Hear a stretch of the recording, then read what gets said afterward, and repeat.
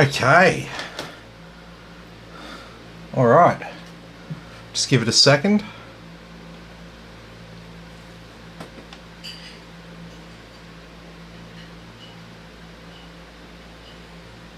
Okay. Alright, so hello everyone. I'm Tim from Tim's PC and I build custom PCs to suit anyone's needs or budget. Also live stream my builds and repairs for transparency and educational purposes. So if you'd like to get an awesome new PC and you'd like to see it put together live, send me a message today. Okay, so tonight we're going to be building a Ryzen 7 7800X 3D build. It's going to be paired with an RTX 4070 Super. But first up, we've got this PC with the i9 9900K that I've had advertised. So it's finally sold, and we're going to do a few little last minute upgrades to it. So we're going to be adding a Wi-Fi 6 and Bluetooth 5.2 Wi-Fi card there. We've got a 1TB SSD and another 16 gigabytes of RAM. I know it's not gigabytes. So we can start with that. I'll also get this one packed up and ready for shipping. You can sort of have a look and see what happens when we actually ship them.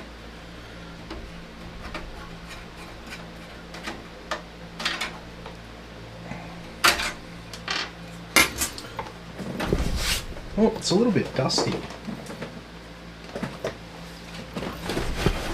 It's been sitting there for a while.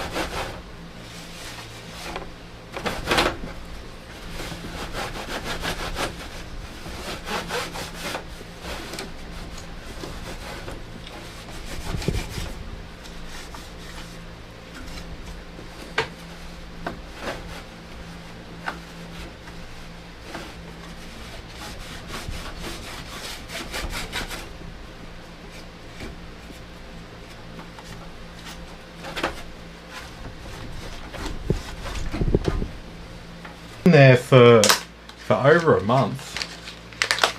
Okay, so we got another 16 gigabyte kit of Corsair memory. This is Vengeance RGB RS. It's 3200 megahertz CL16 RAM.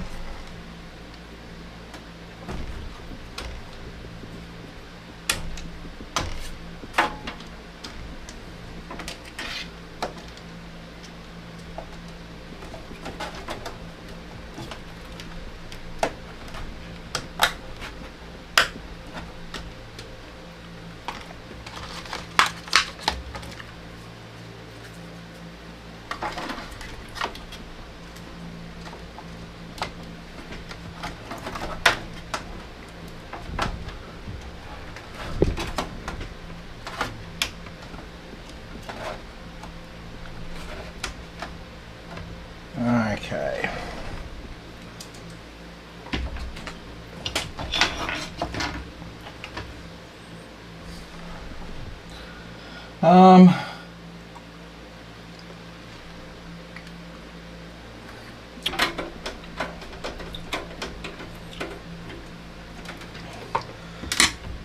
So as you'll see, the bottom slot in there is actually a so you can get a bit of light in there. It is actually a X16 slot there in terms of its length. It's actually an X4 slot, but you can always plug a smaller PCIe device into a larger slot. So even if you have one that's, you know, that size, you can plug it into the longer slot and it's completely fine.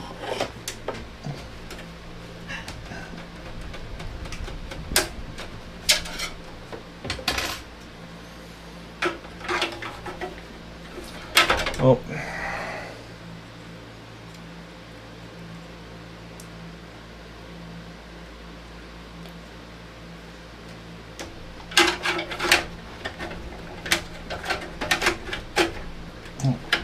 Can get them. Okay, cool.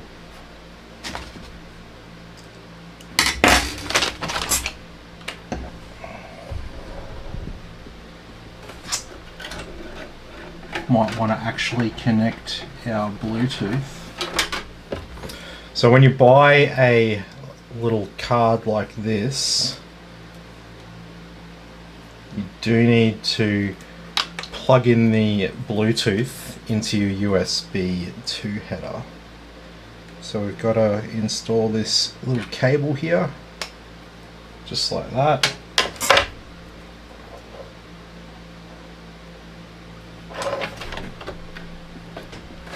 And that just plugs into the USB 2 header.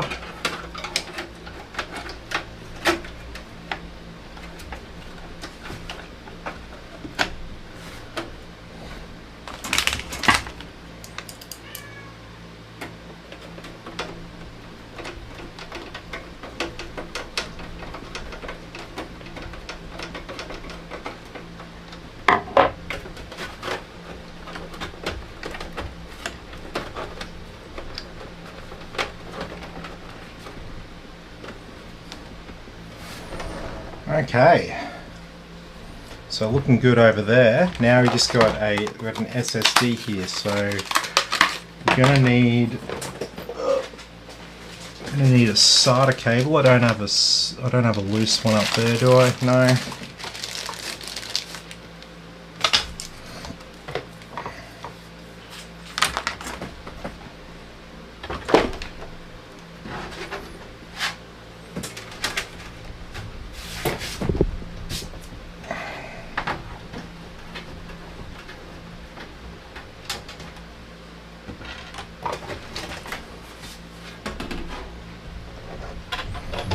Okay.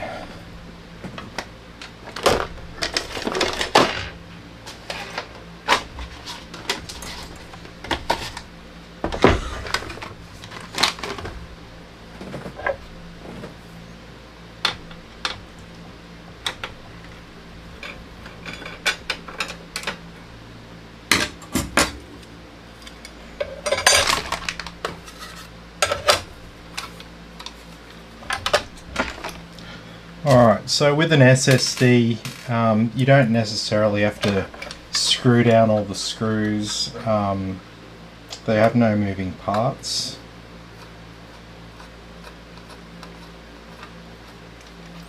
Compared to a hard drive, you really want to have a hard drive screwed in properly. Vibrations will kill it.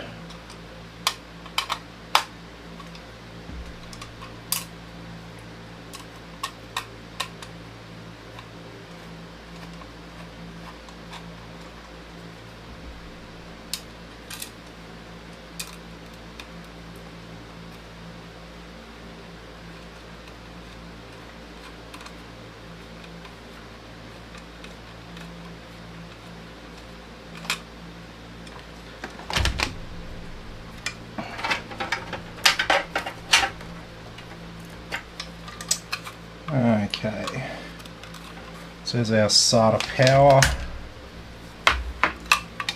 and our data cable.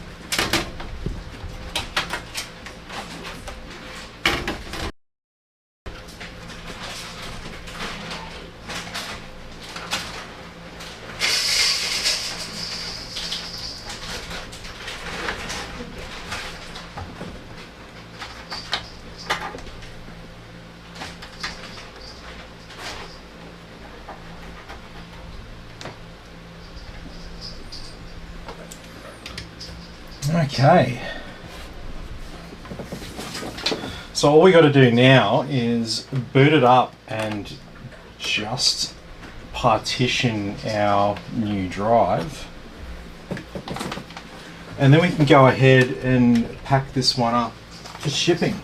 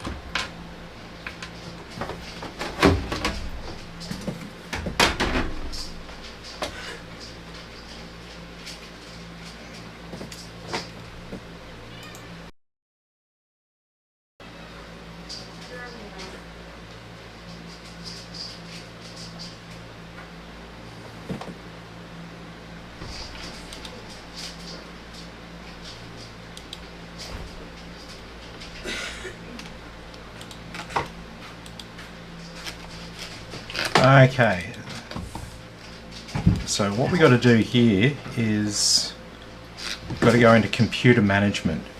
Now you can access this a little bit differently in Windows 11, but either way you want to come down here to disk management.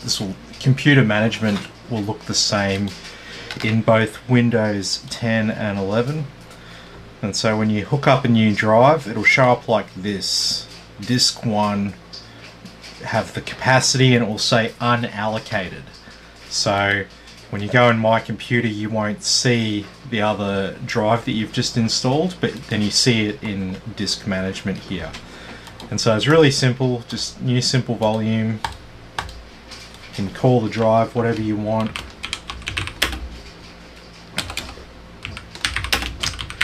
I normally call them something like storage. Keyboards get a bit fucked. Yeah. Hey man, how you going? Good to have you with us.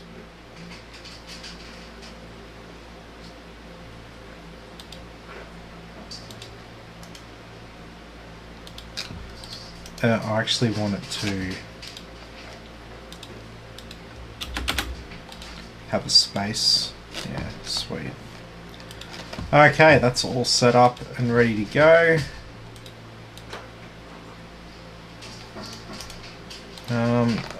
Our XMP on our RAM. Nope, it's come up. Perfect.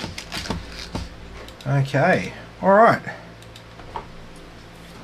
Ready to ship.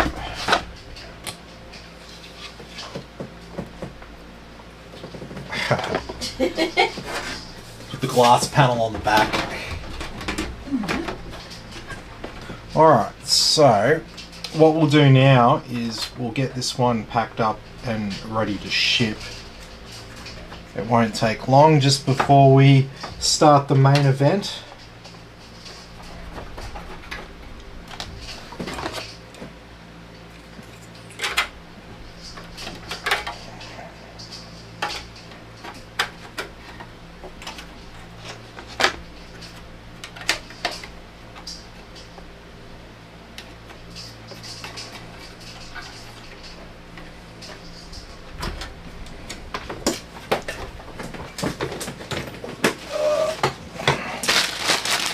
So I need a power cable and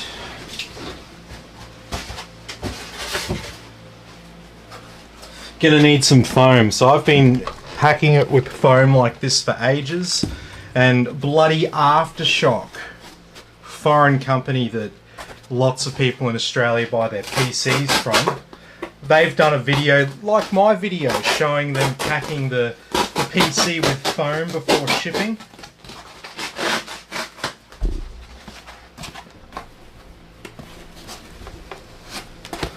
Reckon I can sue them? I don't know. Might be hard proving that my idea is that unique and special. I don't think it is. No, unfortunately.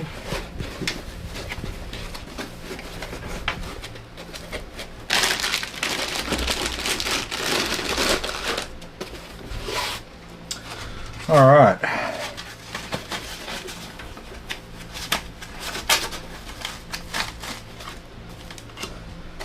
And so basically,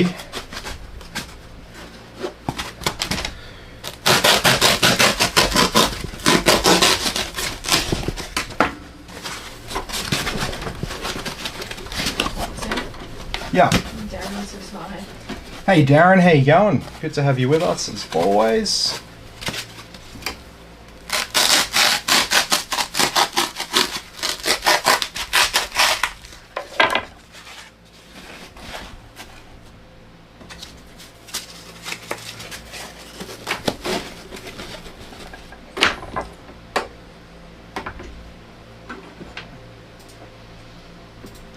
Okay,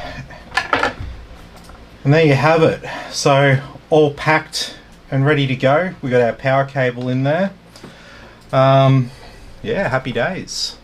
I mean, the only thing that's kind of missing here is we don't have a rear I/O shield for the motherboard, but that's not a big deal at all. The rear I/O shield is purely there for aesthetics. It doesn't reinforce the strength of any of these ports here.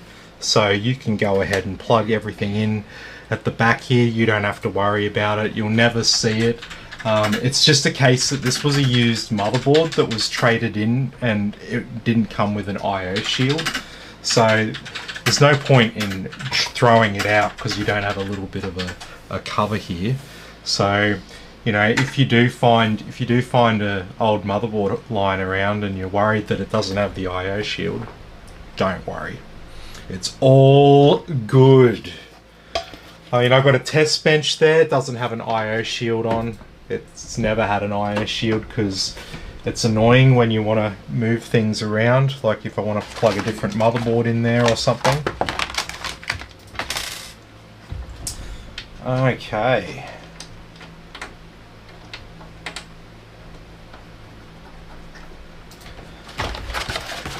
And so basically from there,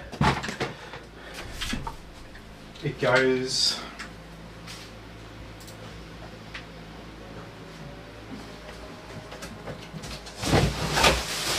into the carton.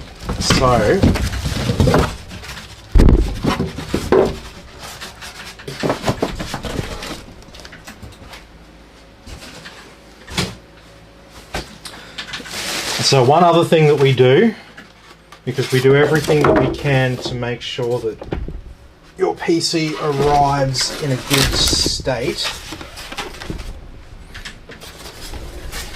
Alright, so this section here, we've got this polystyrene foam here. It's not necessarily the greatest padding for it. So what we do is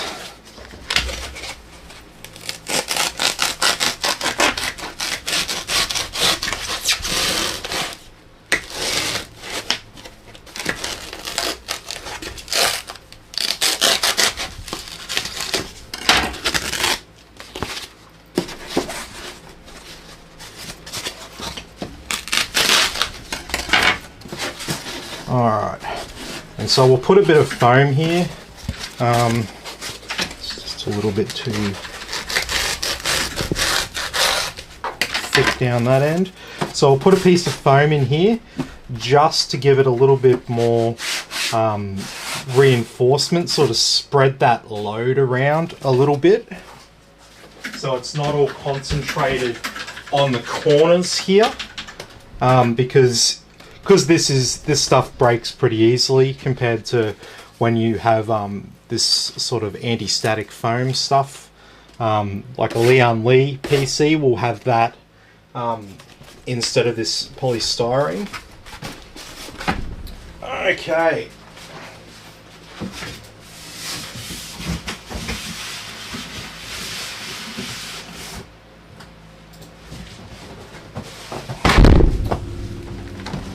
Sweet.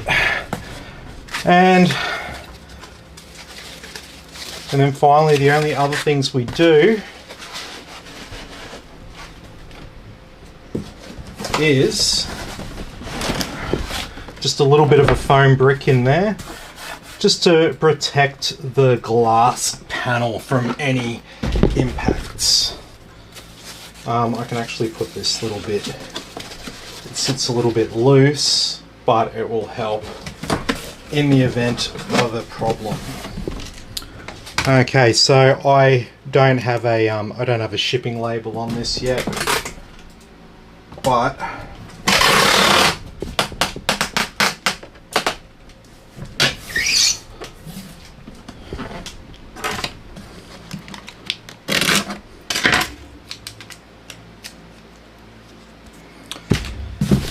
sweet as. So this is ready to ship, just needs a shipping label.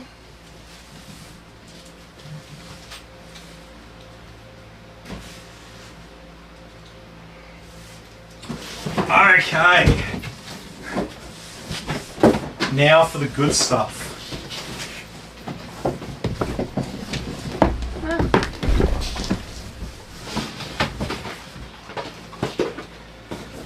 Oh, check it out.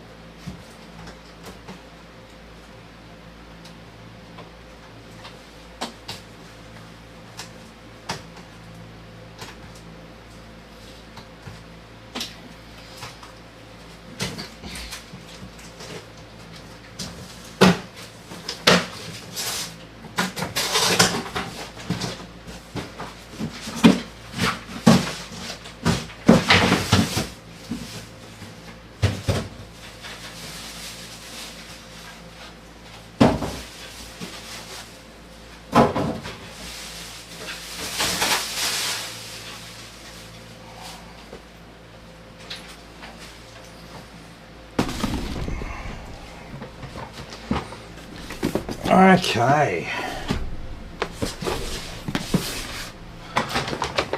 All right. So time for the main event. All right. So what do we got here? We got a Ryzen 7 7800X 3D 8-core 16-thread CPU. We have a MSI Pro B650 -F Wi-Fi motherboard. Sorry, did I say F? Yeah. S Wi-Fi motherboard. We have a Gigabyte look at me, I'm fucking everything up. Gigabyte RTX 4070 Super. This is the Eagle OC. We've got a 2 terabyte NVMe SSD here. It's a Crucial P3. We got a, what's this, a 6000 megahertz CL40 kit of memory there. We have Cooler Master, what is this one? The MWE Gold. So this one here, ATX3, and it's got a 10-year warranty on it. It's a really good quality one. Not really anything special to talk about here. Gold efficiency, obviously. But yeah, the main one is it's got the 12 plus 4-pin cable direct from the power supply, so we don't need any of those skanky adapters for our 40 series card there. Races, oh my god, copycat case. Definitely. So we got a mag Core Liquid M360. So this is one of the MSI revision ones after all of their dramas with their previous generation coolers. So they've fixed a few of those problems now. We've got a more standard looking cooler from MSI without the fundamental design flaw. So it's always good. Yeah, always good to have an all-in-one liquid cooler that doesn't have a fundamental design flaw. So you might be wondering, what do I mean a fundamental design flaw? Does it like break out and spew water everywhere? No, that's not the kind of failure that it had. It's not the kind of design flaw that it had. It had a design where the pump was actually inside the radiator, and so the pump can never be at the high point of the loop. So people are mounting their radiators up top, and then the pump is at the high point, and then basically the pump doesn't ends up running half full of air, or 25% full of air, or whatever it ends up being, and then this causes extra wear on the pump, and then eventually, yeah, you're going to be screwed. The pump will die, and then your CPU will start to overheat, and that's what was happening. And the units only had a 12-month warranty on them as well, so a lot of customers got burnt with that. But yeah, like I said, now with the new generation ones, they don't have that fundamental design flaw. So, and they have a 3-year warranty. Yeah. Ray says hey too. Hey Ray, how you going? Damon says hey guys, I'm back once again. Hey Damon, how you going? Good to have you with us.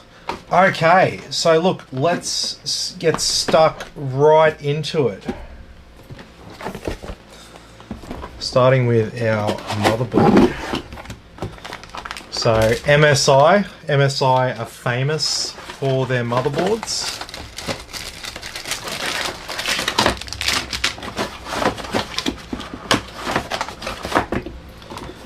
I've told this story before, but back when I first started building computers, you know, I got told from people in my family, my uncle and stuff like that, you know, I need to buy an Asus motherboard.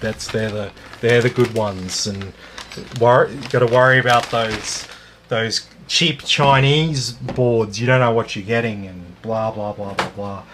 And you know, young 11, 12-year-old Tim was on eBay, and he's looking at the boards and then, you know, he's looking at his wallet, and he goes, yeah, I think I'm going to need to buy this MSI one. Don't know what the fuck MSI is. Didn't know until probably a few years later that it stood for MicroStar International.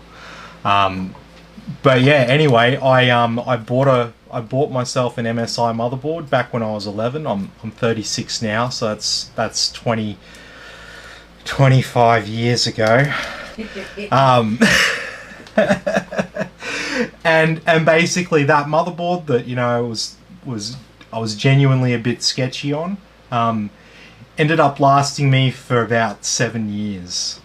It went from me, and then it went to my parents as a computer for them when I bought and built myself a new computer, and it lasted for ages.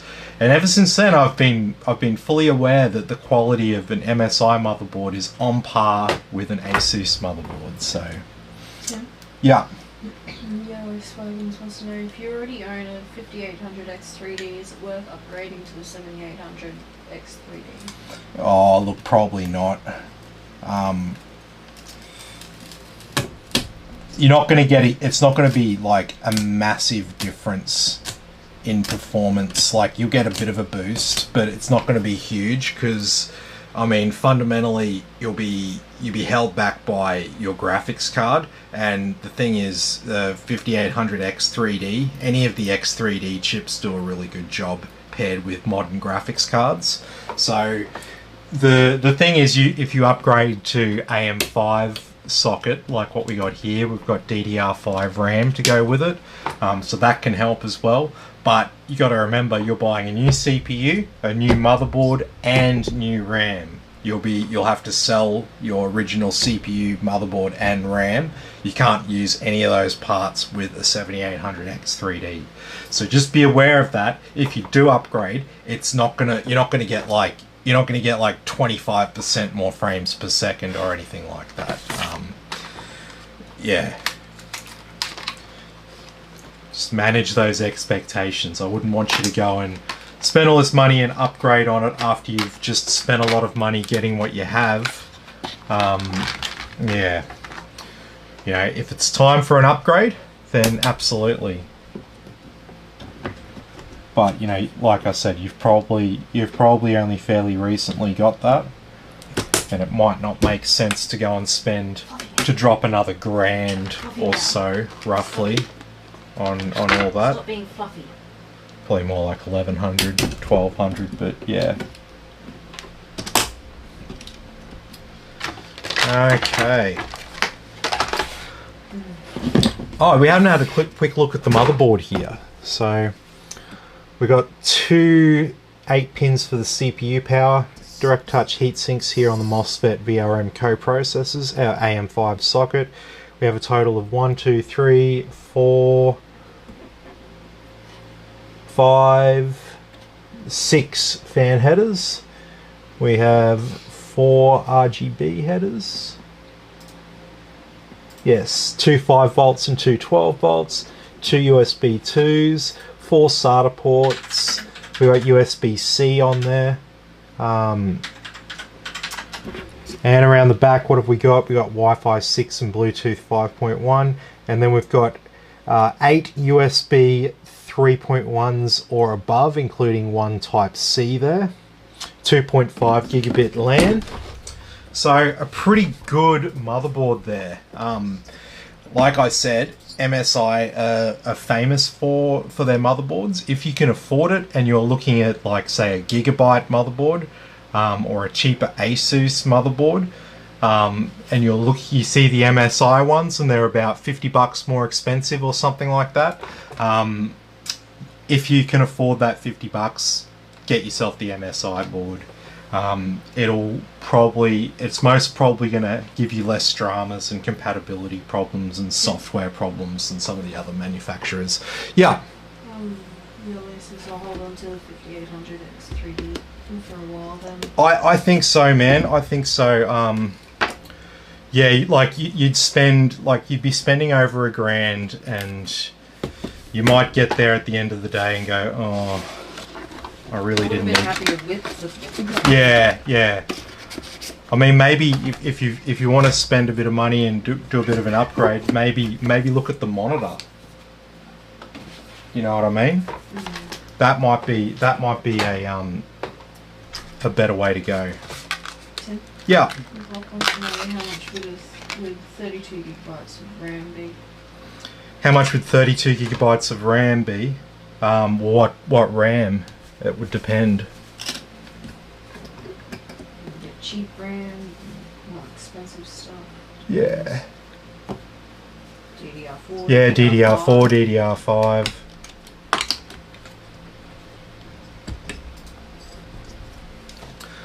Okay. So there's our CPU. So we got the LGA type socket now for AMD. So just be careful not to damage any of those little pins inside the socket.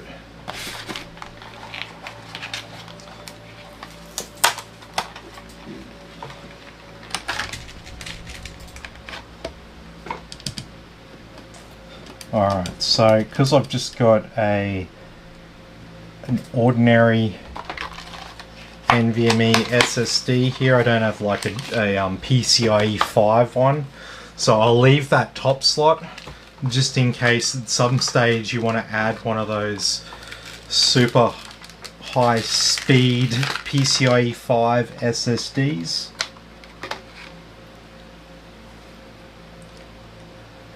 They're very, very expensive.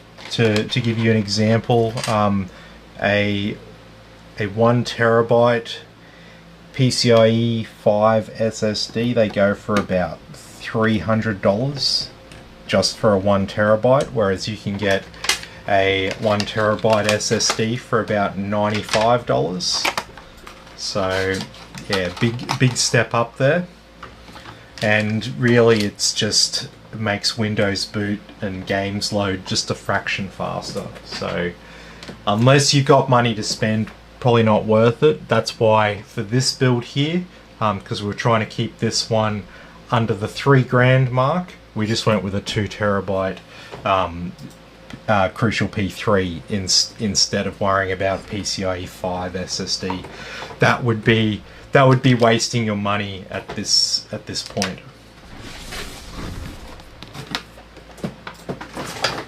Okay, let me get a bit of this stuff out of the way.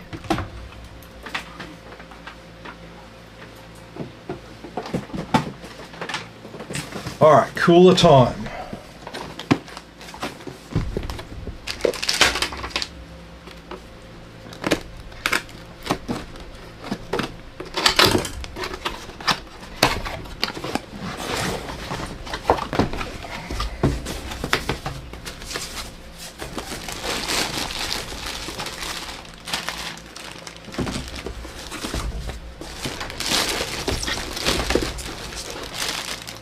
Okay.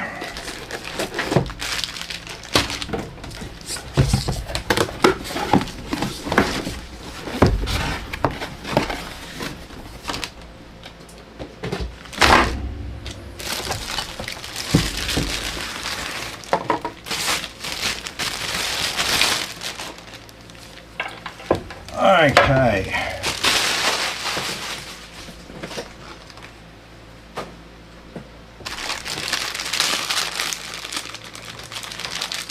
Alright. So this cooler here does not come with pre-applied thermal compound, so we'll need to do a thermal paste application here.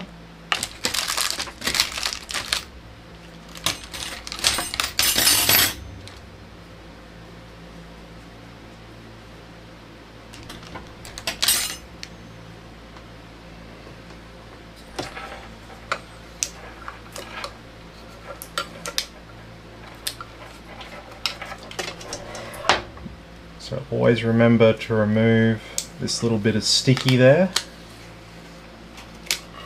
You'll have a bad time if you try to cool your CPU through a bit of plastic. You also don't want to scratch this block here. You want that to be as smooth as possible. But if you do scratch it a little bit, don't stress. That's what thermal paste is for. It flattens and smooths everything out. Because even though that looks and feels smooth to me and my finger, if we put it under a microscope, you'll see that it's just a whole, like, full of ridges and valleys and stuff all the way along what you think is a flat surface. Okay, so we need these bolts here. We're also going to need, where are they? These bolts here. Yeah. James says he's trying to say what for game computer, what would be better, AMD or Intel? Probably AMD right now, considering all the dramas. But hey, it depends what price that you're looking at, right?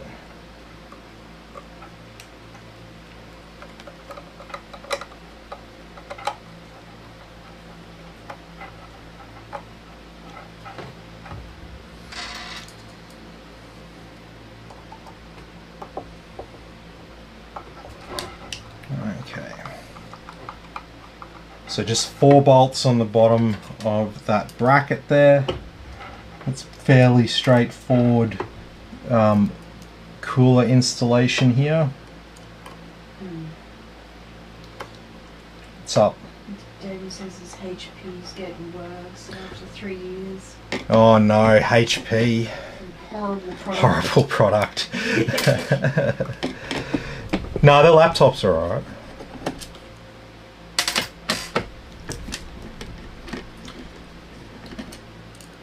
You just wouldn't buy a HP desktop these days if you knew what's good for you. Tim? Yeah. This is pretty tough, rough with the Intel issues at the moment. Hopefully they can fix it with the new Arrow Lake series. Yeah. I mean, the thing is as well, they've just laid off, what is it, 13,000 people? 17. 17. Okay. Even worse. Yeah. I think it was 17. That is not a good sign. They're all salespeople, just because they're going with AI sales or something. No, they were.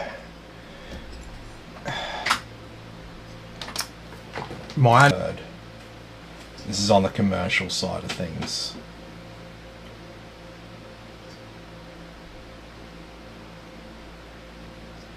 Alright, so there's no sort of like perfect right way of doing thermal compound. You don't need shitloads of it. You just need to do a nice thin, can you see that? There we go. A nice thin ribbon. I go corner to corner, so I do a little cross, and then I put another little dab sort of in between the lines there, and that's fine. You don't need to put shitloads and shitloads of thermal compound down. It's not like the thermal paste doesn't do any cooling. the thermal paste just makes the block make better contact with the lid of the CPU by filling in all those ridges and valleys I was talking about. Really well, maybe some bigger issues in the pipeline. Yeah, it's not just yeah, there's some big things going on there. I'm actually surprised that there was that many people being laid off. It's pretty scary. I've put this bracket around the wrong way. We don't want the word MSI to be on its side. You suck. You suck. Well, I didn't think the bracket would fit the wrong way. You should never assume anything. Never assume. Yes, you're right.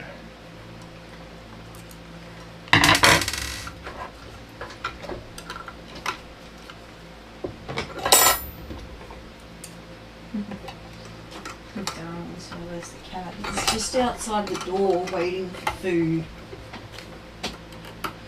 He was very naughty the other day. He got out early in the morning and he didn't come home till night time. I was so worried about him. It's where foxes and he's not an outdoor stuff in the cat. area, so Yeah. he never goes outside. So I just thought the worst.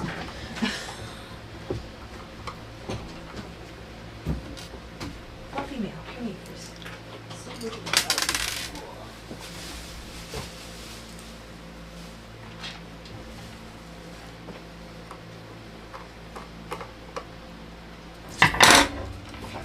Okay.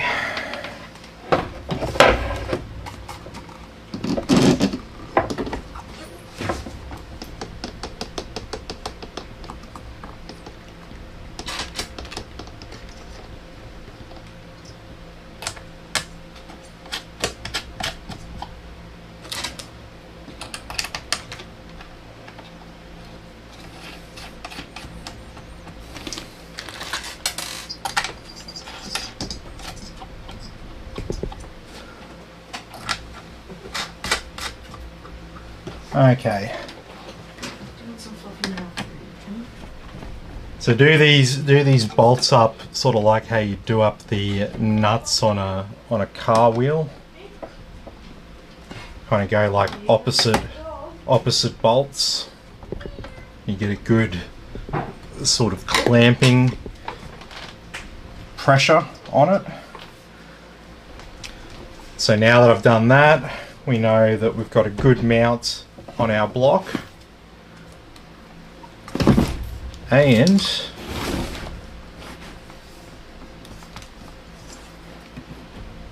this will be how it is positioned. So we want all of our cables down that end.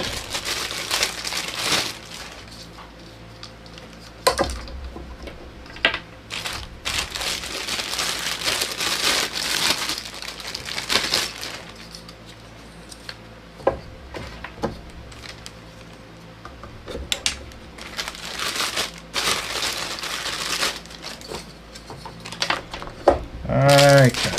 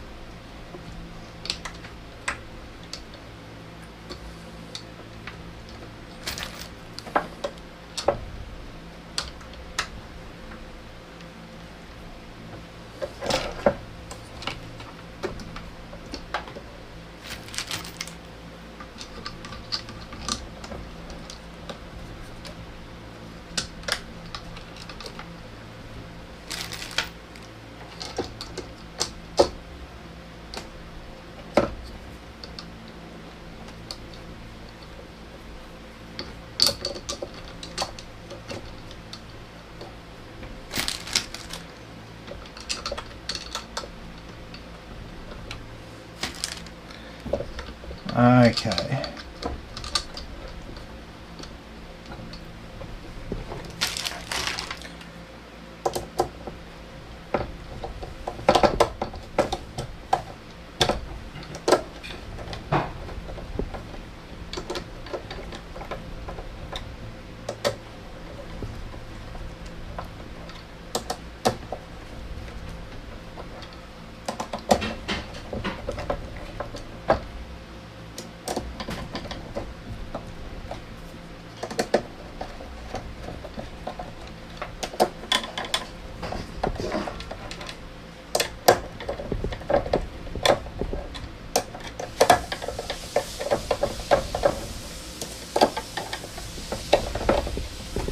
Okay, so we've got a fan and an RGB cable for each of these fans.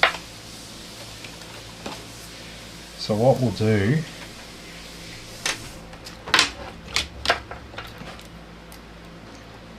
we don't want to see any cables on the front side.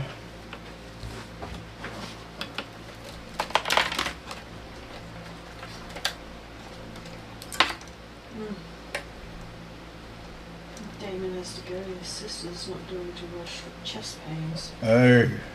It's fucked. Hope she's alright. Hope everything's alright.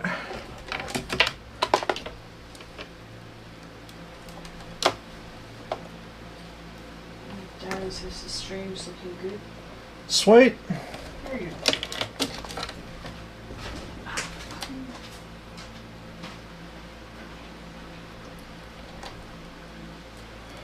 So we were meant to be getting a whole heap of rain, sort of unseasonal rain here in southeast Queensland, but the forecast's been revised.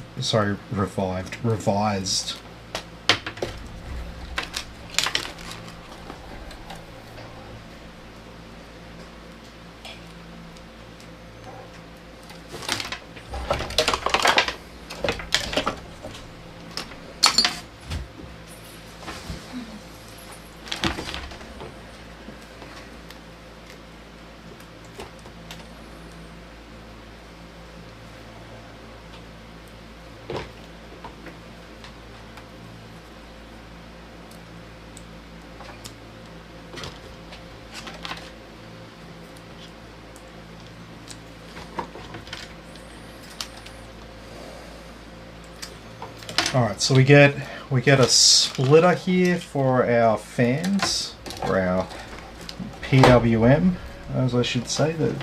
It's the style of power that they draw.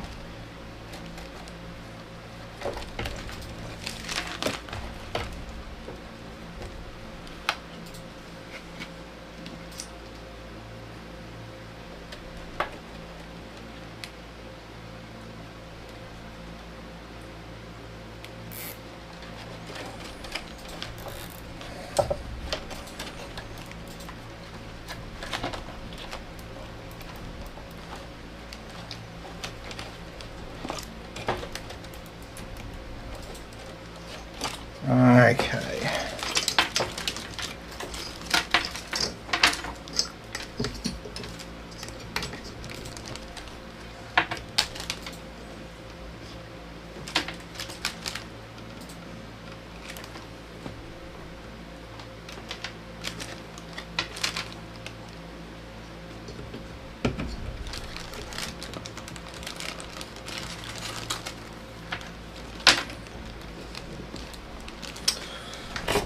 Okay,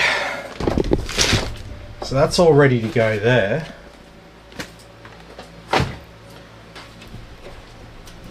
Now we can turn our attention here to the case. That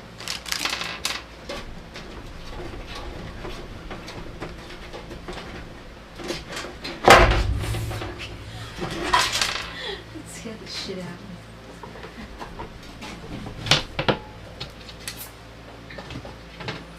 Correct offsets in place, so we don't have to do anything with that. We got an IO shield for this motherboard. Be careful with them because they are sharp. Yes, you can slice your finger open on them. I've done it like once, so I mean it's pretty rare, but yeah.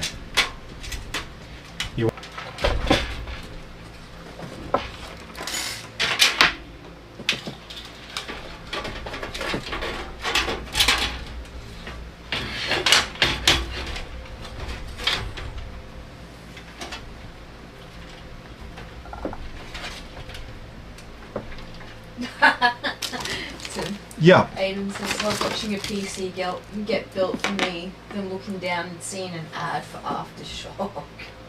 Oh. I literally mentioned those guys. They're trying to take a page out of my book doing a video showing them packing PCs with anti-static foam for shipping. See, I was doing that before it was cool, okay? Yeah,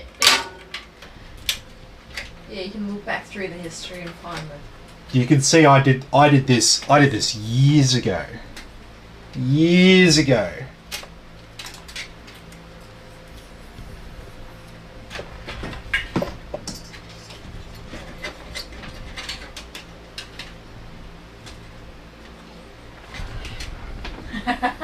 Aiden says you set a trend. It heard me say Aftershock, and it's like, oh, Aftershock, do you want to see ads from Aftershock? They're a foreign-owned business, not that there's anything wrong with that, but... No, but people think it's just another Australian business. Mm-hmm. They don't realise it's got foreign owners and the profits going offshore.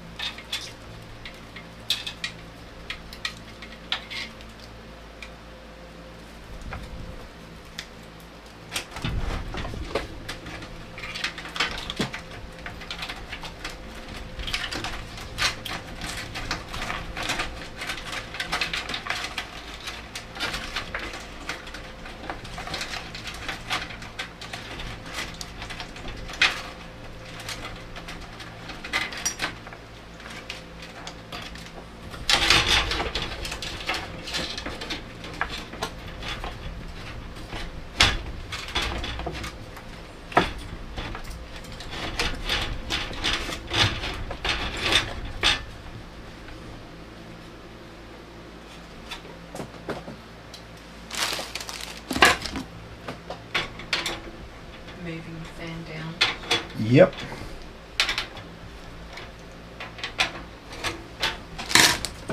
It does take a 360.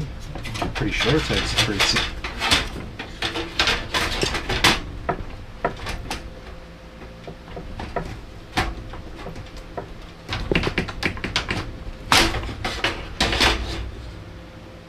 I may have to completely remove this fan to get this.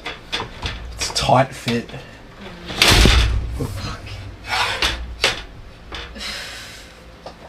Don't worry, meant to do that.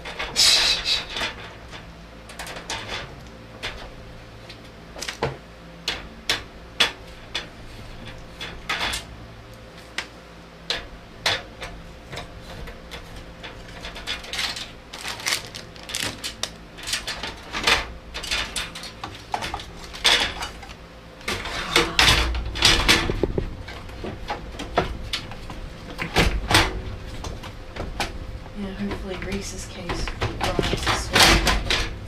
Yeah, it should do.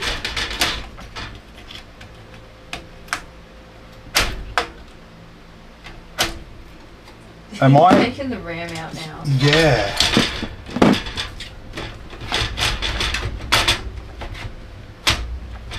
Is it gonna have to Seriously, am I just tripping? Can you look up this case and see whether it actually says it takes 360s? Because I feel like it's just not going to fit. Like just very, very, very close to fitting, but not quite.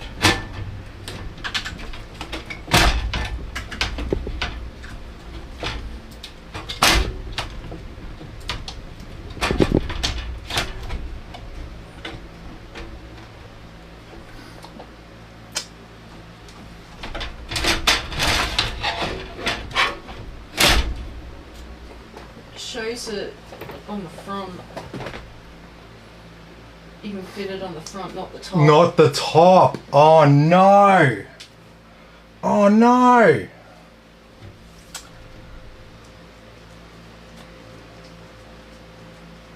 I should have looked at that. Well, there is a couple of Antec cases that are very similar to this one. I could have sworn this is the one that had the 360 up top. Oh well.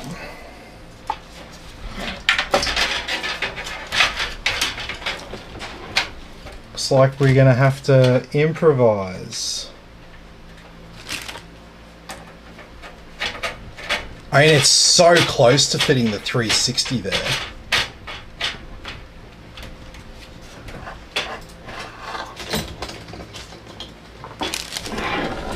Okay, so what are we going to do now? You're a baby. Oh, look at you, hey, with your shirt.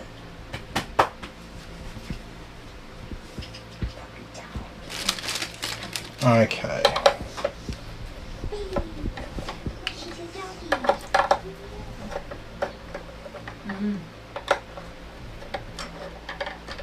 Oh, I can't believe this.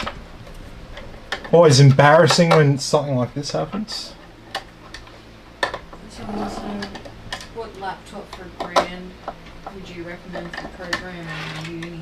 Oh, I couldn't tell you, man. Not off the top of my head. I don't really sell too many laptops. So if you want me to have a look for you, I can have a look for you. But you need to send me a message. I won't know off the top of my head.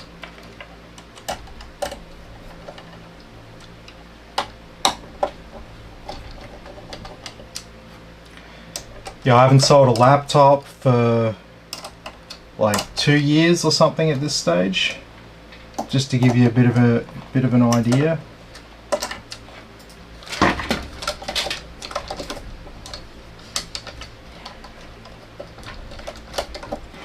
Seriously.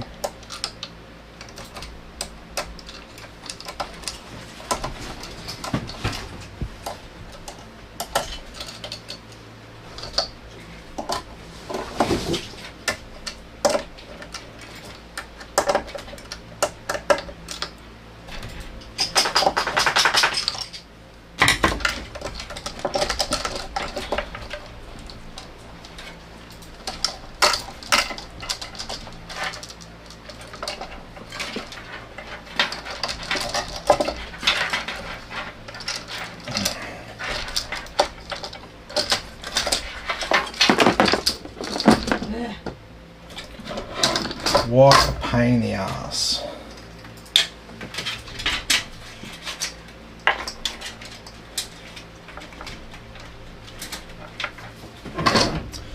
Okay, so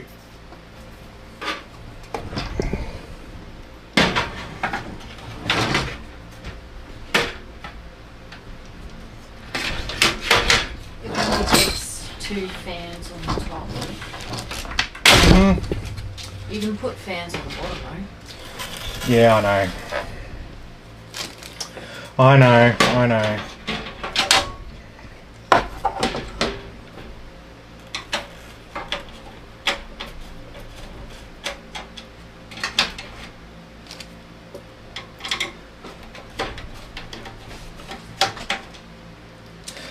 So yeah, it's fine to have it mounted to the front. It's just a bit of a pain to do it because I've got to muck around with these fans here on the front.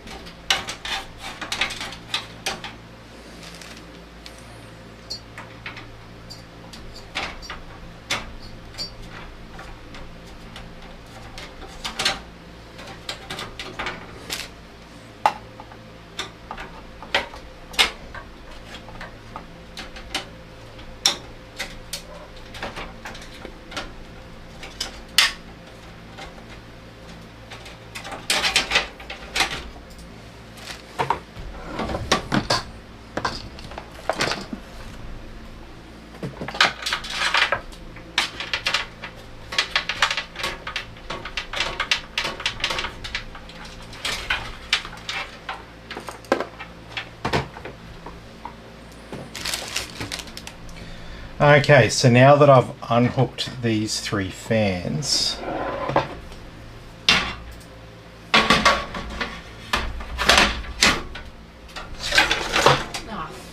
it's okay. I'm surprised they stood up that long.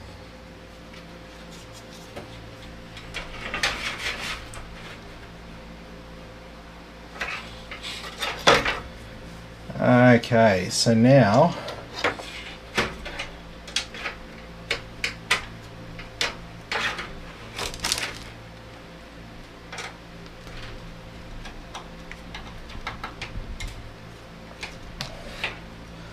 okay, so like I said, this is sort of the pain in the ass bit here, is that we have to muck around with these fans to install it on the front. But that's okay. No big deal.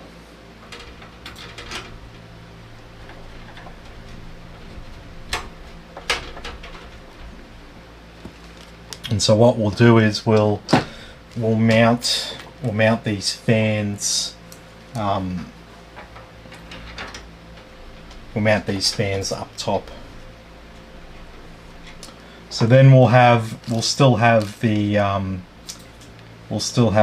airflow dynamics and everything like that. The volume of air being pushed into it is going to be equal to the amount being pushed out of it. Contrary to popular belief, more fans doesn't necessarily make it more cool. The thing that you want to look at is balanced airflow. The volume being pushed in equals the volume being pushed out. So if you've got 3 fans on the front, if you have 3 fans on the top or at the back, that's pretty much ideal. That's what you want.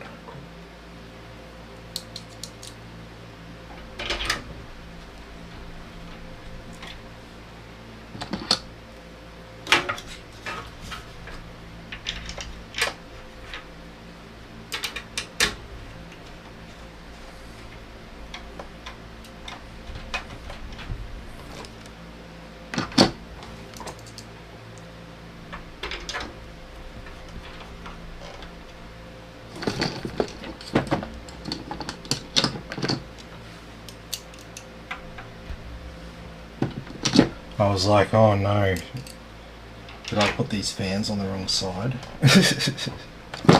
No. It'd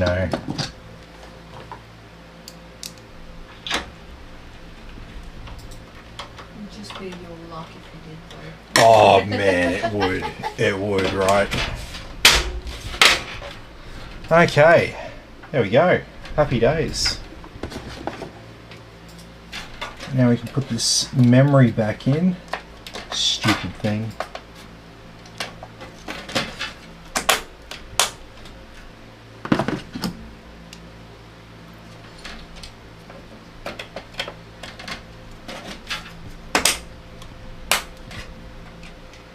See right here, this is what happens when you assume. Never assume.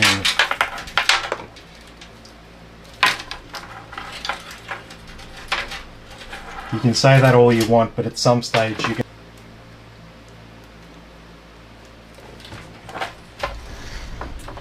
Okay.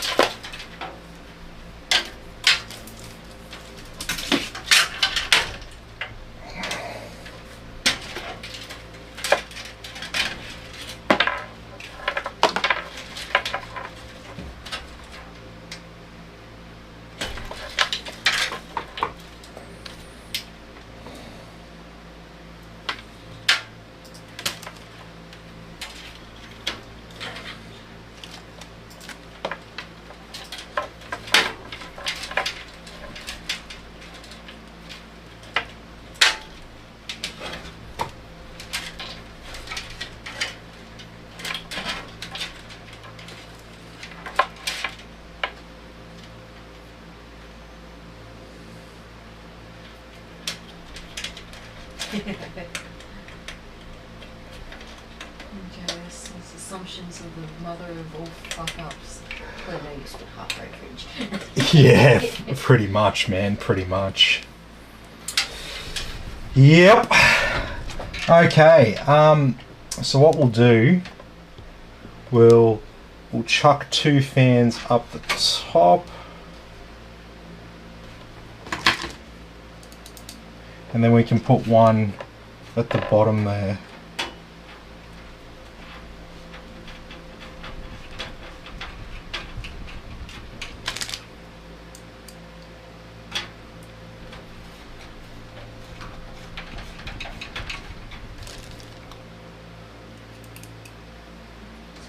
Past. Almost.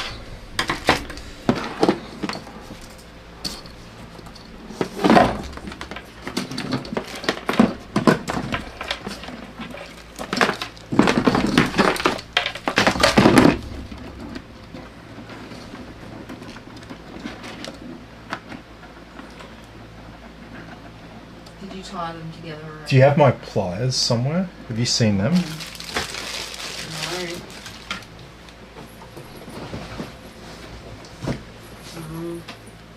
Been having a big clean up.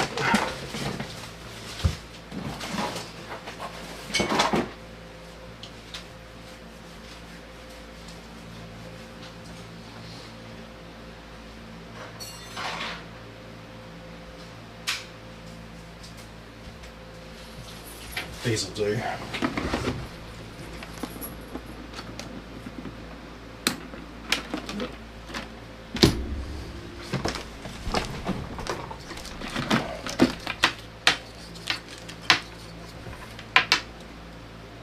Sometimes when I clip those things, I feel like I should be wearing safety glasses. Yeah. Like when you're flying. Mm-hmm.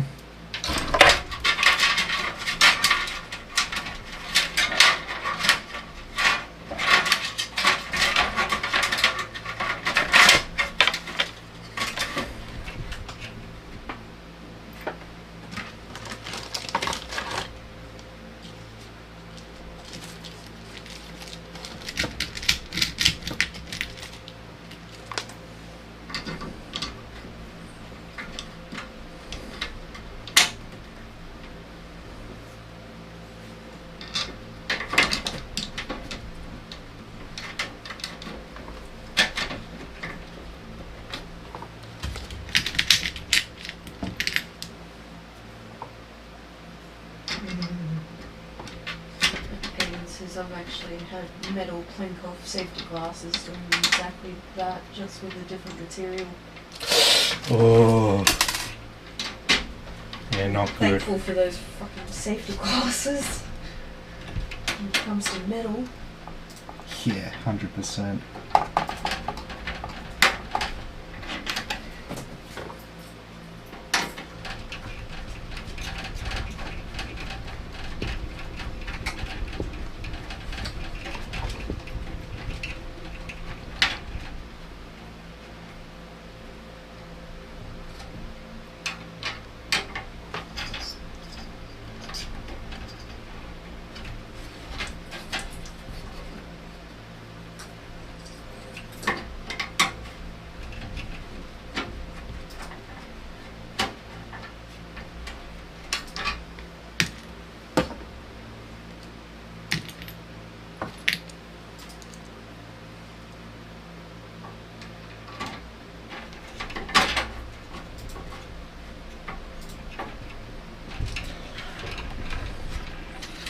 Okay.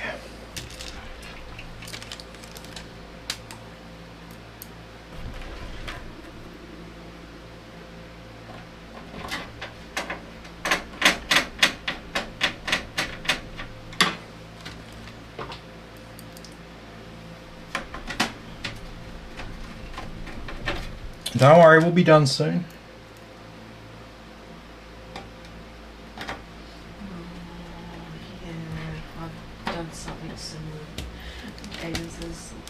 There's a small metal rod in high school. A person clipped the end and it shot off. Oh, towards no. the face. Another one hit the glass window and left a chip in it. Oh, you got a serious lesson about the importance of PPE in the workshop. Metal class can be very dangerous. Though I'd look a little bit weird wearing safety goggles building a PC. He's like, oh, is he going for a swim? Got the frickin' oxy torch out. Need all my protective equipment to not get fucking UV fucking radiation burn. Oh, I thought you wanted that. Okay, that's all good over there. Okay, so now we've just got a couple of fans to mount up top. Oh, nearly there. We're nearly there. We're nearly caught back up to where we were before. Hey, there's PPUs out my ass. Went without it after that, that's for sure. Yep. Yeah, 100%.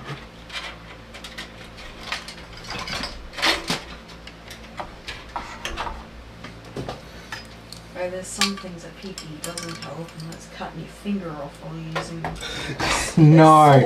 No, there's some things. There's some. Someone do that at your school. Yeah, we're making rings in metal class. The kid wasn't looking what he was doing. He put his hand in the machine and cut his finger off. Oh my god. I'd say that was an eventful day. Bloody hell, yeah, that definitely would have been an eventful day.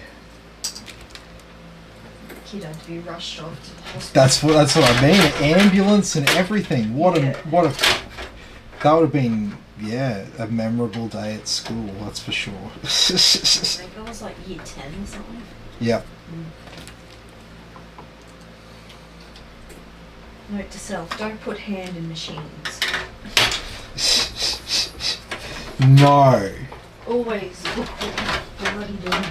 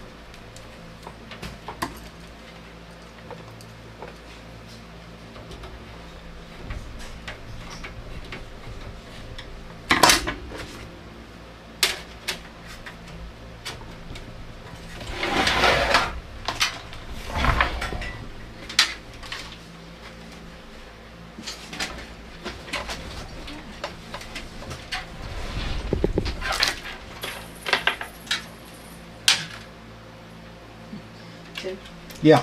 Just says, hi there, Team Christine. Hope you're well. And Buddy, of course. Hey man, how you going? Good to have you with us.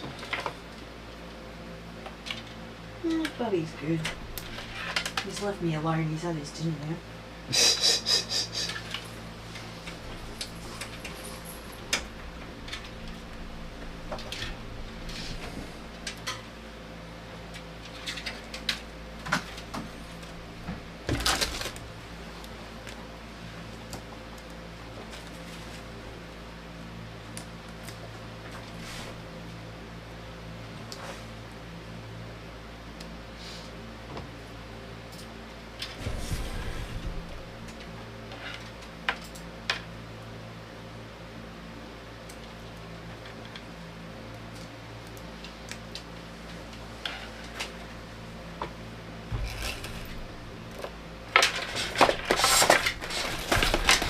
Do I get a splitter here? Oh, I sure do. Look at that. Want to split it? Want to split it? I do actually.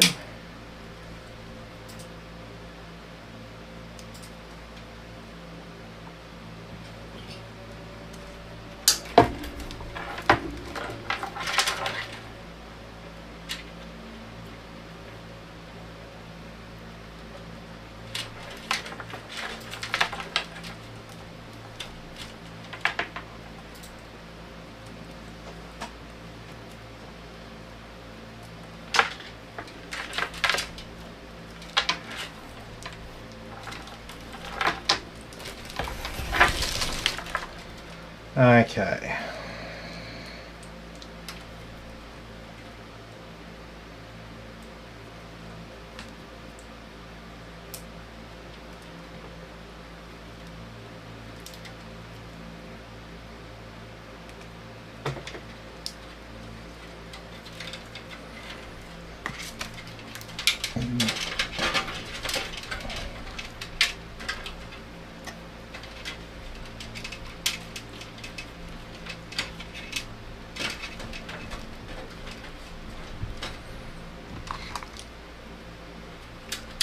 Alright, so I like to just bundle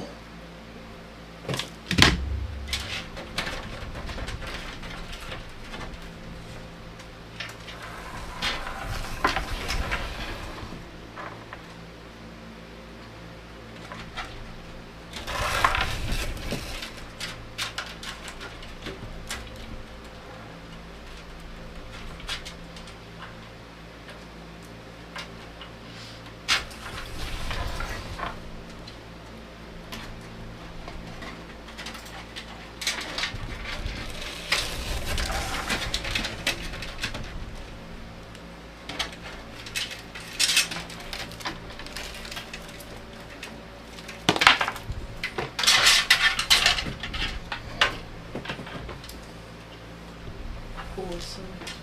The Australian male break dancer is actually good. Just seeing a video clip of it. Oh, really?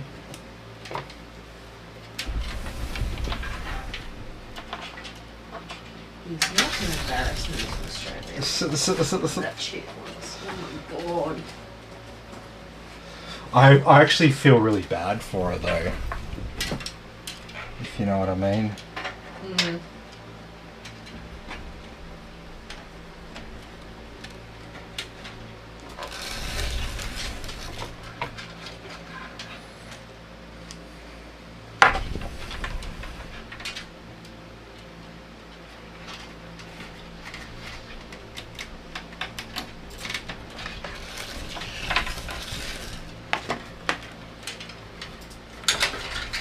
She seems to be taking all the hate in stride though. She's got that on. Yeah.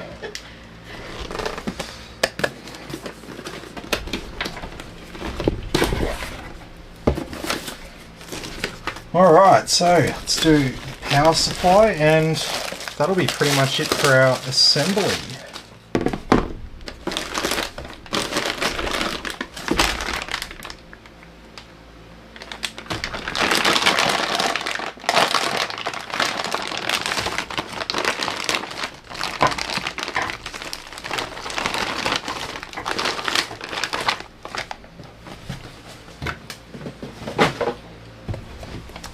Alrighty, so we got our modular power supply here.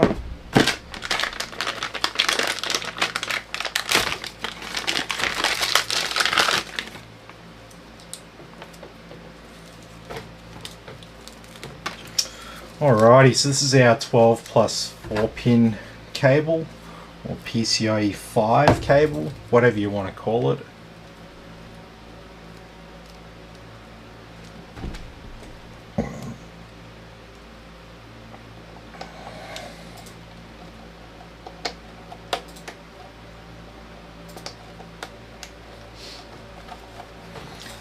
So this one's got 3 into the power supply and then it gives you 1 cable over there. So we're going to need our 24 pin for the motherboard. Just be aware that this is 24 pins into the motherboard. This is a 20 pin and this is a 10 pin, and you need both of these plugged into the power supply.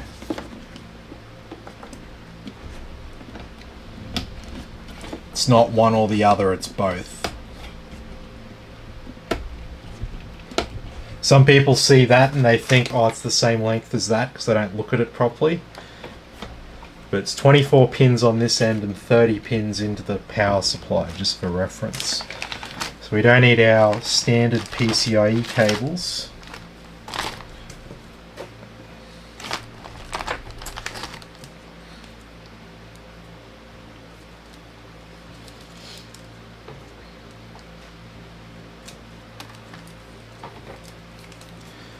We got two 8 pins for the CPU. We don't really need two 8 pins for it. We could just plug one 8 pin in and it would be completely fine.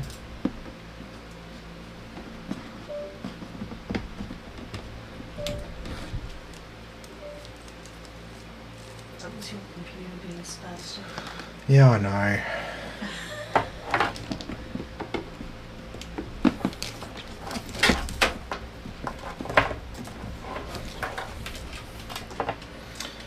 And then finally we just need one SATA power for our controller at the back there.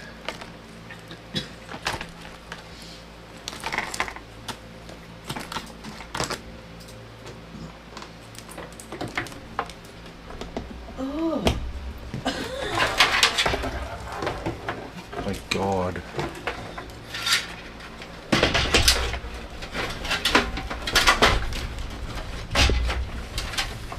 Right there, someone who doesn't understand thermal paste.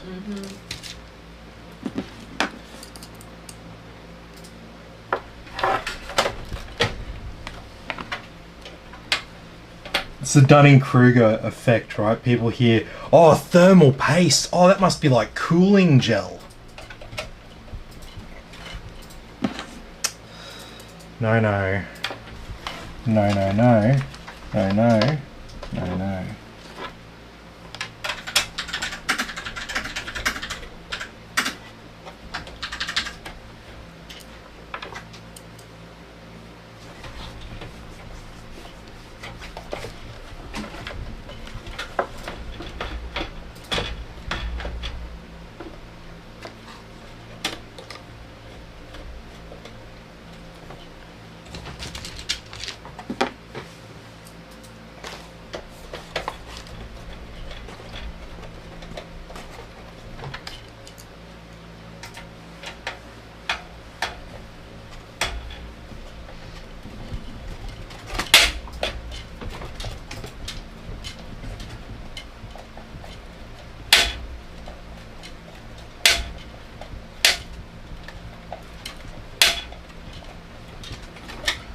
What?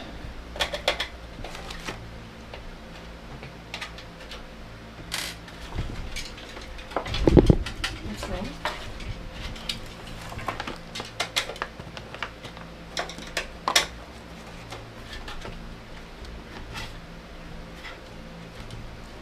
Oh, the power supply.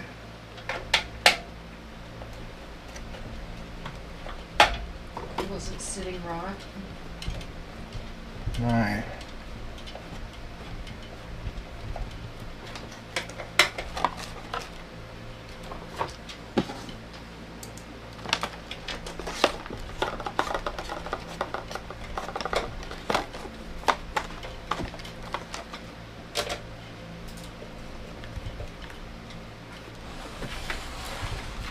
Okay.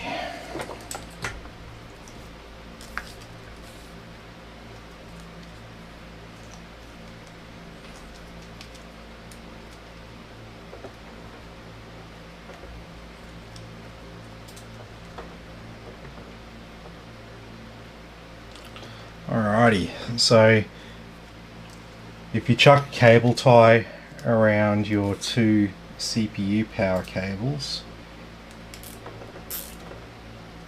you can make it look like one power cable.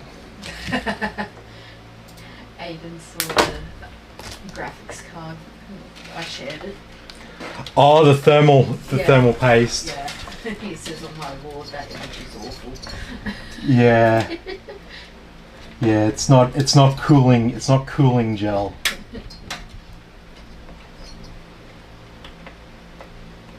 I say it all the time, it's if you touch the top of the CPU or the bottom of the CPU cooler, you might notice that it feels really smooth to the touch. Now that's just smooth in terms of your, limited human perception. Because if you look at it under a microscope, what looks like a smooth bit of metal is just full of ridges and valleys and stuff like that. It's anything but smooth. But the thermal paste fills over those ridges and valleys and makes a nice, smooth, even layer, and it helps to conduct the heat, so it helps to transfer heat effectively. So that doesn't cool it down. Putting extra on there doesn't make it cooler or anything like that. It's simply designed to smooth over those gaps so it makes better contact with the CPU and transfers more heat. So beyond a certain point, it just becomes completely pointless.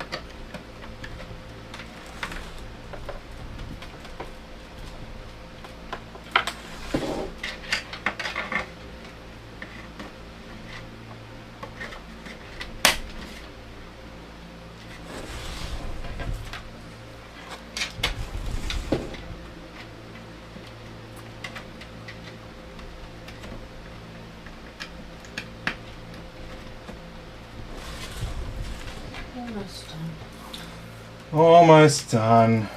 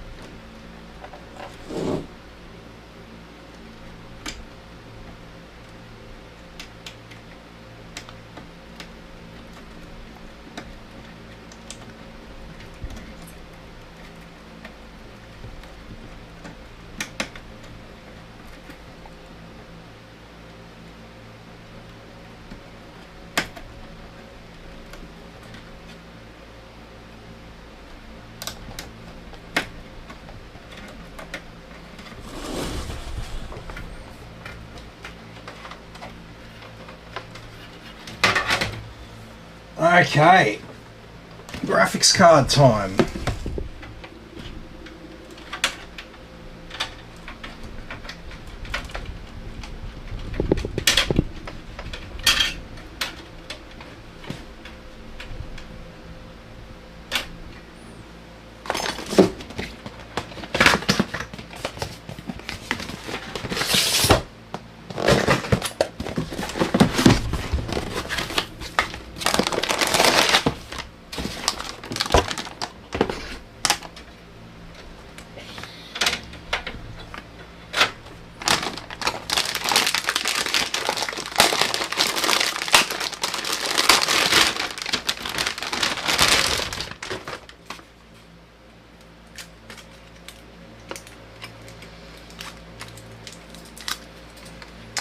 All right, so here's our 4070 Super.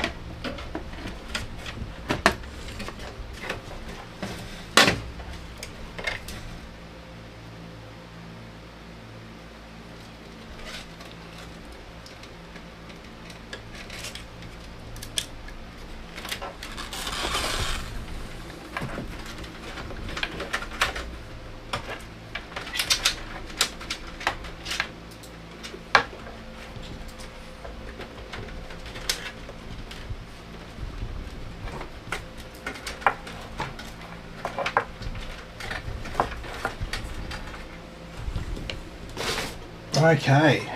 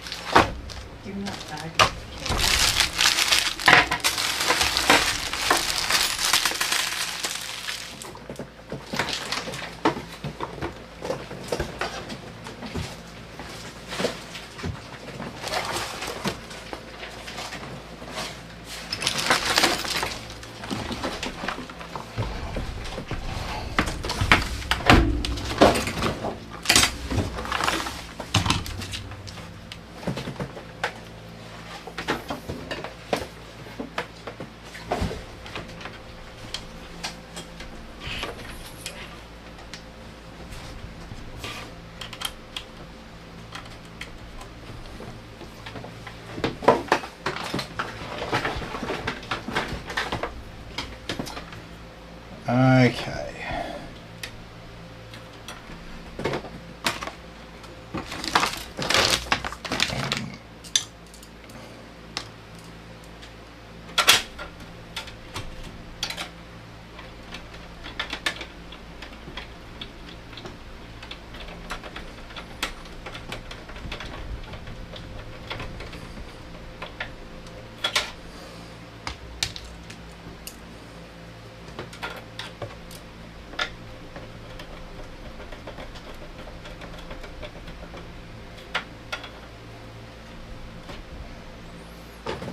All right.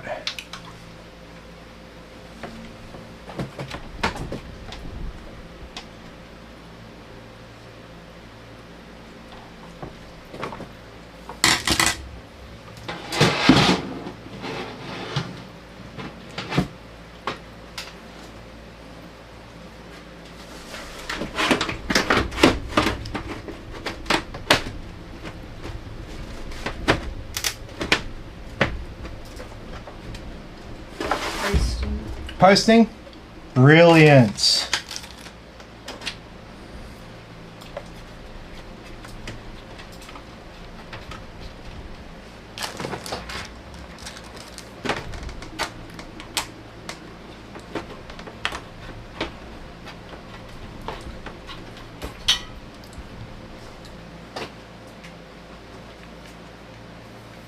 Did you get a BIOS? Yeah.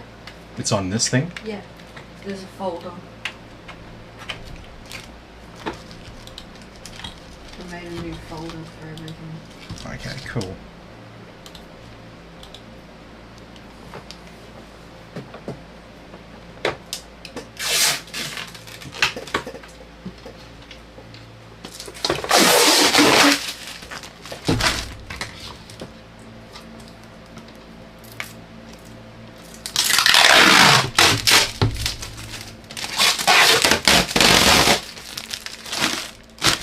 Trust me, that was not satisfying sticky to peel.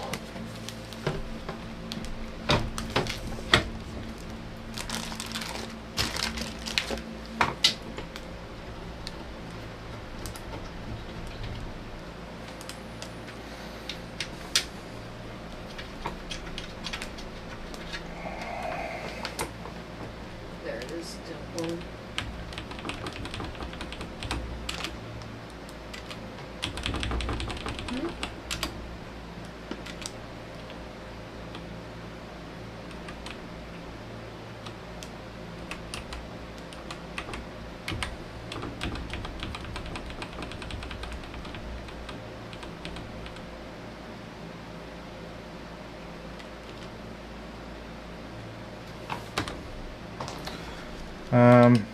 Yes, sometimes it just doesn't like reading it off the root directory.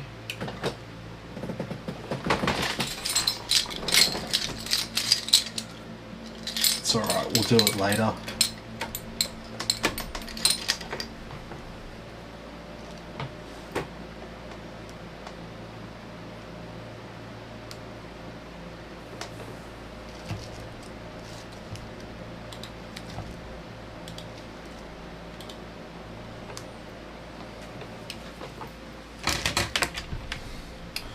Okay.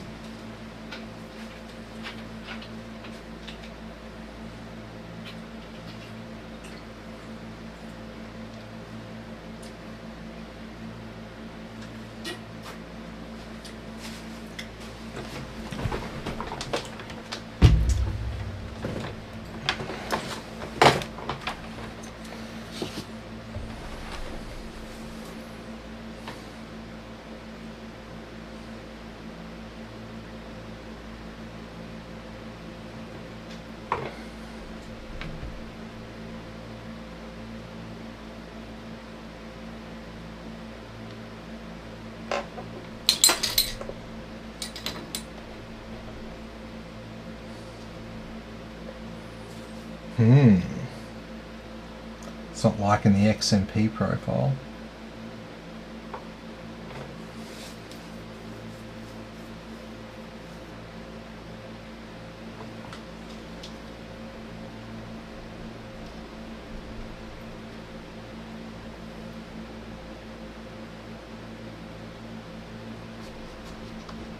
Something always happens when you put glass on. Really.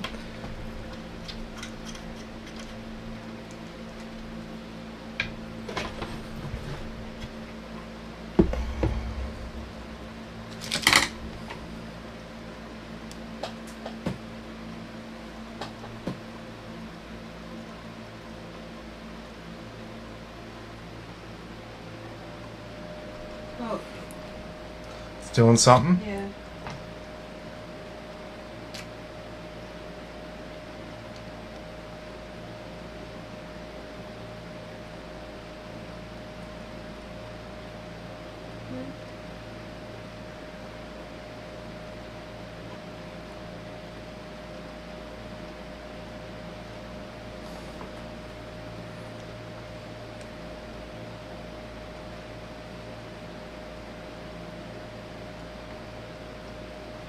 Maybe.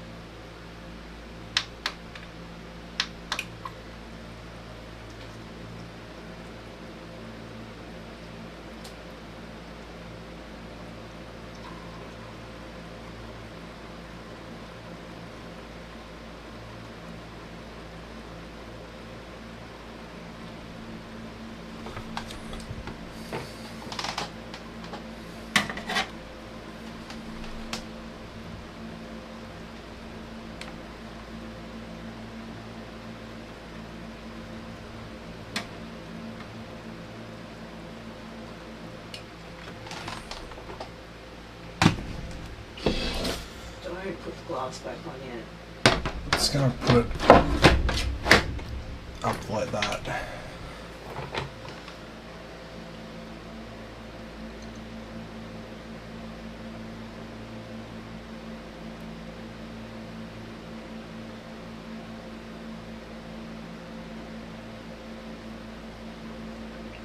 So I won't worry about the XMP profile. I'll just move forward with the installation, and we can worry about that when we get the BIOS on it.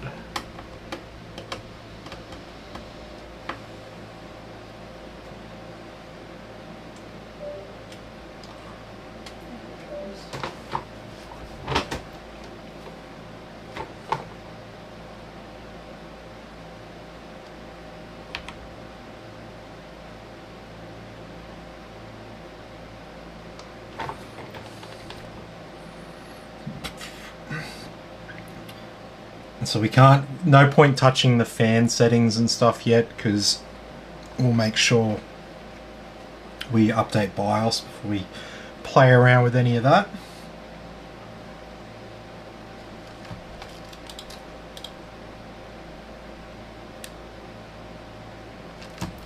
Okay, so obviously we don't enter anyone's product key while we're doing a live stream.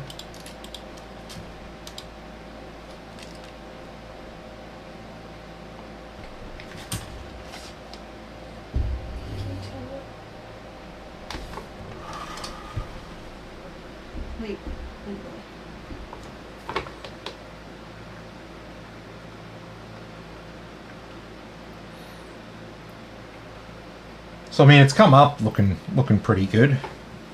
That extra fan down there as well. It's not really needed from a functional perspective, but we had it there.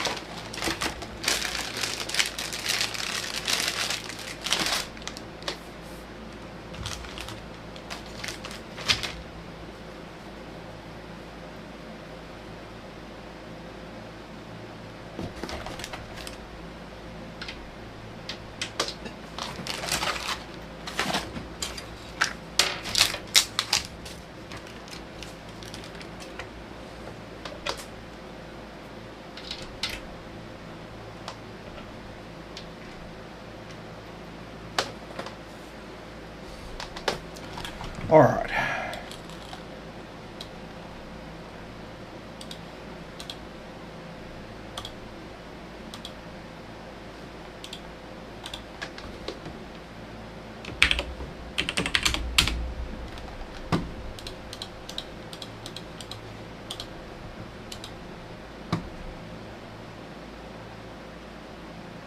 So if you don't want Windows 11, just let me know if you want to stay on Windows 10, and I won't install the Windows 11 update for you.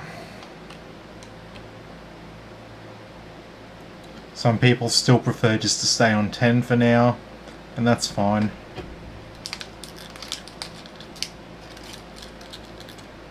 Ten's days are numbered though. It is. 10's days are numbered. You're quite right, babe. But you still got probably the better part of a year.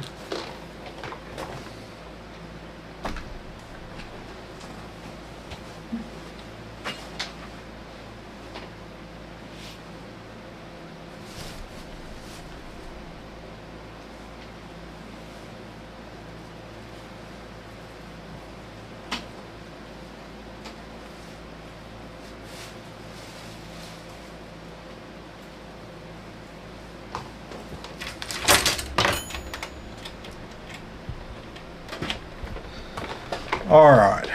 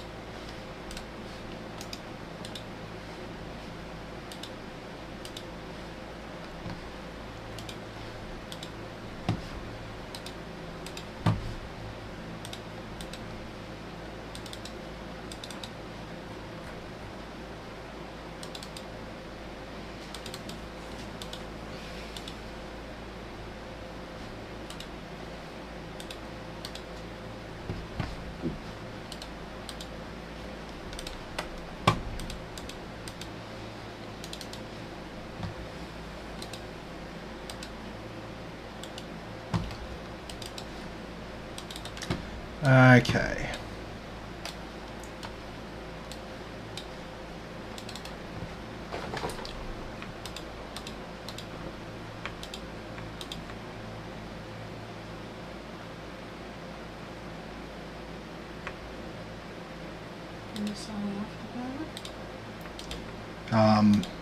Nah, that needs to download stuff.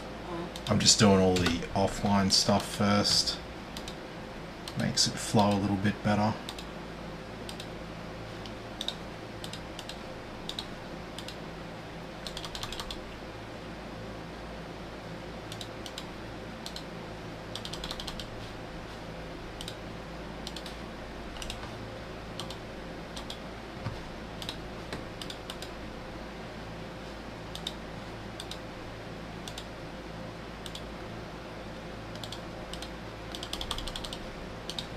LSS also, how much did this build cost?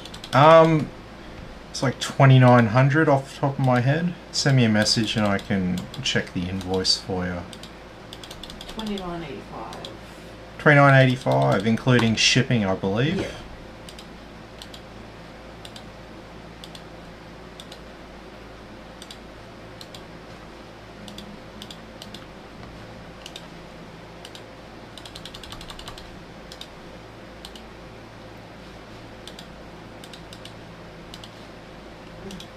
LSSs are nice. I also have the same specs.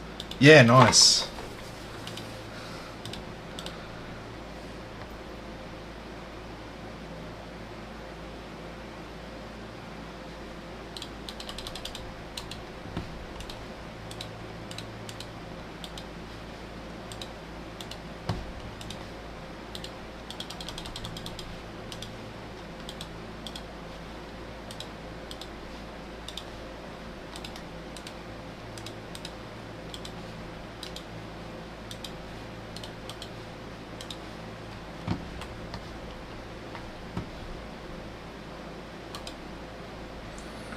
Okay.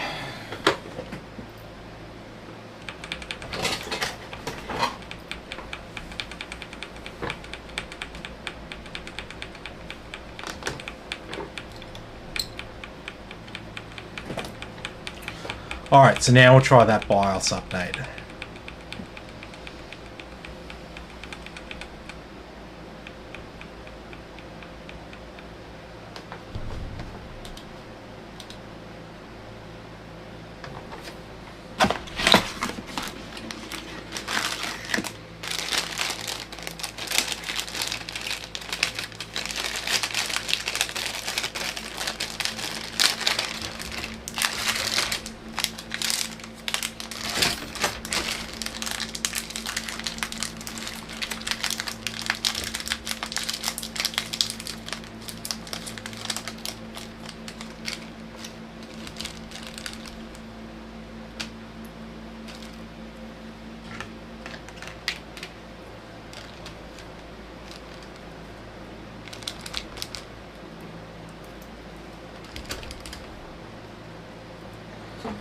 Yeah.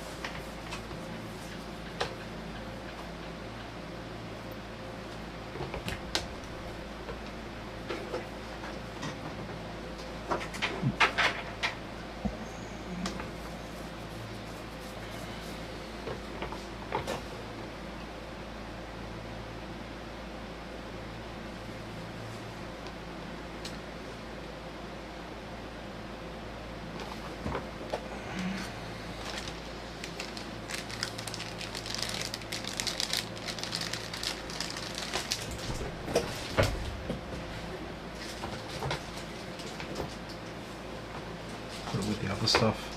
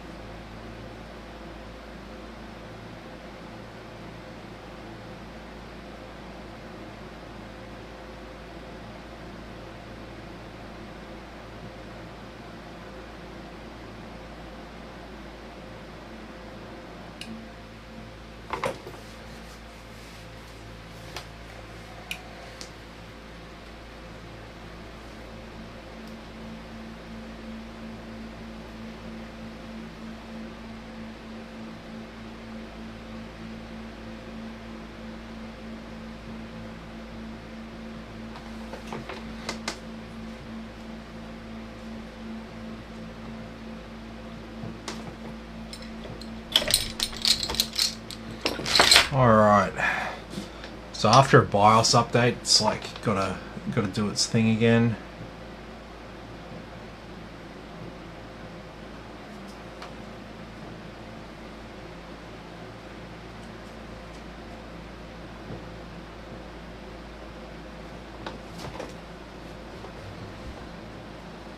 There it goes.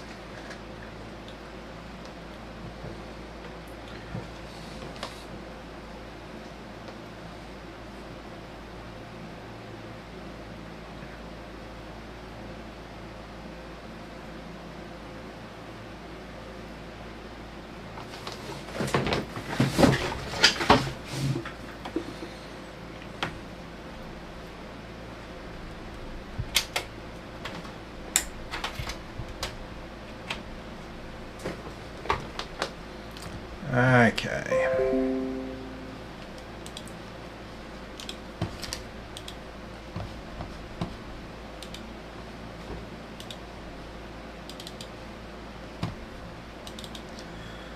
Okay.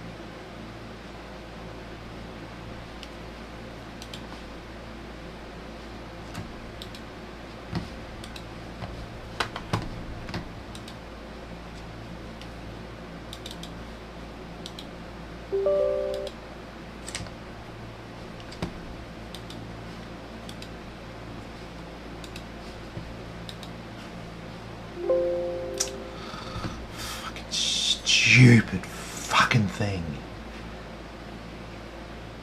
I hate it how it conflicts with fucking Windows stuff being installed. So annoying. Can you just make a fucking app that installs properly without it going, oh no, you're doing something else at the same time, I've got to stop and completely start again. Stupid Epic Games. It's not very epic. It's the fucking opposite of epic.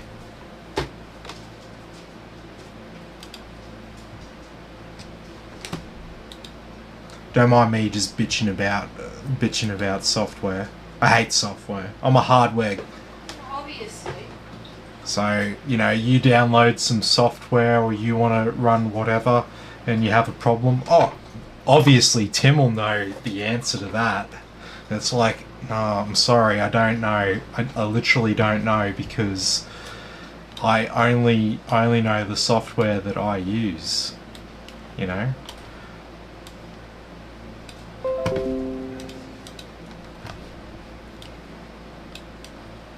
You know, I can't be responsible for everything that a customer installs on their computer. And sometimes people get a little bit upset and it's like no company is going to be able to give you all the solutions to all of your software problems. When you have a problem with software, you've typically got to go and fucking get yourself. Sorry. Yeah. So when I boot the PC the first time, what will be needed for me to do? Obviously signing into my accounts, but any notable things outside of that? No, you just sign into your accounts and download your games and stuff. It's all ready to go for you. You don't have to do anything. I muck around with all this kind of stuff, so you don't have to.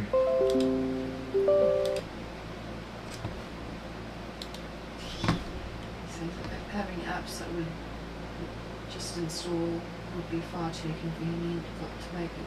We've got to make you work for it. Yeah, no. So I download and install all this sort of software for you, so you don't have to muck around with it. See, if I don't install this stuff, then people ask me how to install all this stuff. Yeah. Oh, MSI is brilliant, honestly.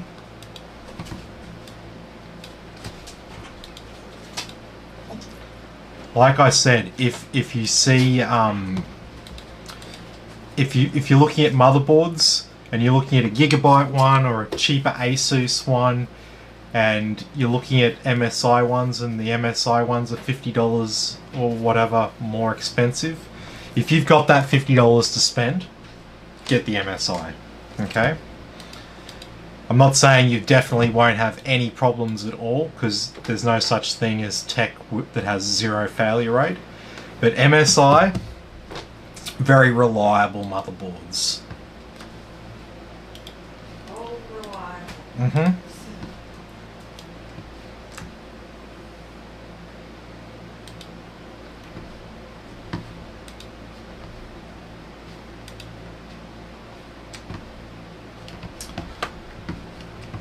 Okay, how are we looking?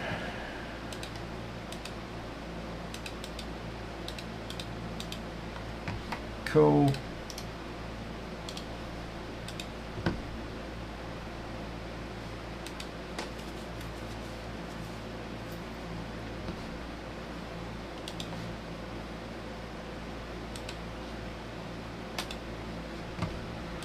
Okay.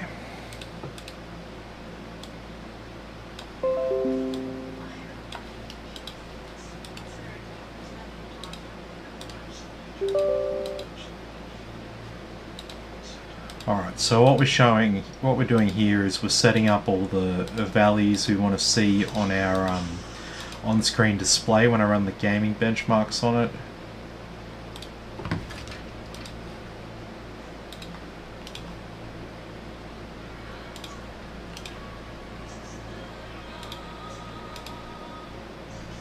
So the one without a number there, CPU without a number, that's the total CPU, not just the individual thread.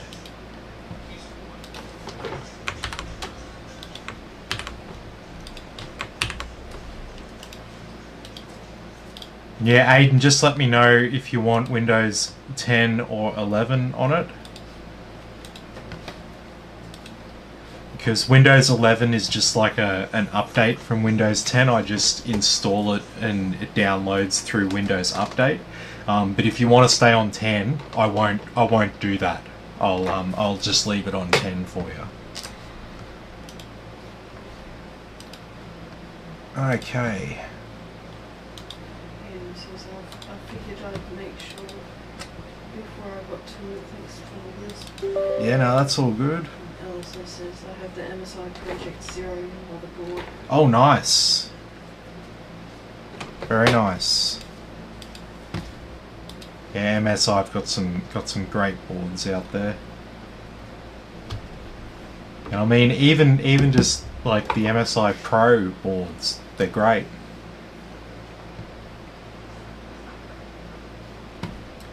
Okay, so we got that open there. Alright, so we'll run Heaven here on high, no anti-aliasing. And so just bear in mind we are doing stuff in the background here, but it shouldn't make a big difference to our performance. The stuff on the screen, GPU there in green, that's our graphics card, temperature, usage, clock speed, wattage. Mem in green there, that's our VRAM usage and clock speed. Got our CPU there, temperature, usage, clock speed, wattage, and our RAM usage there. And this number here below RAM, that's how many frames per second it's currently running at.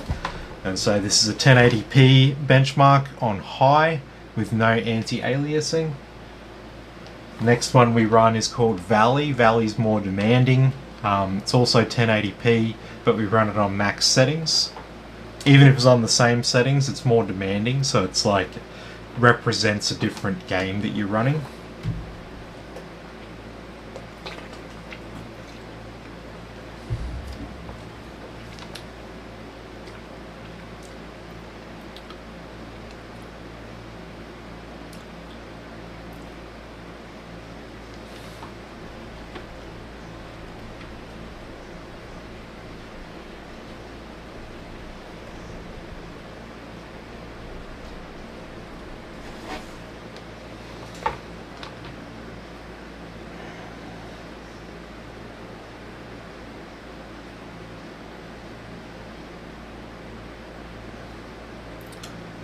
So everything's looking pretty good there.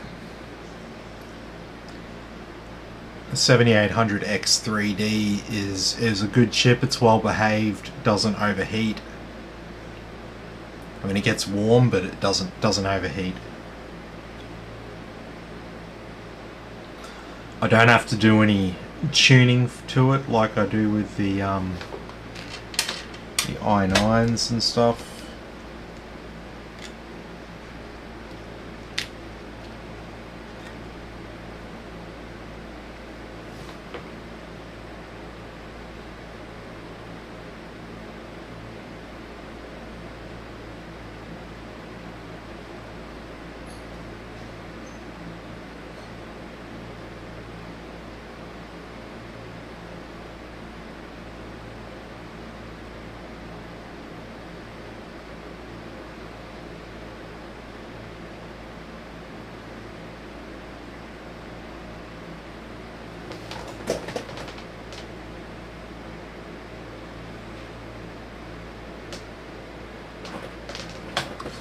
Yeah, no worries. I'll just install the Windows 11 update for you.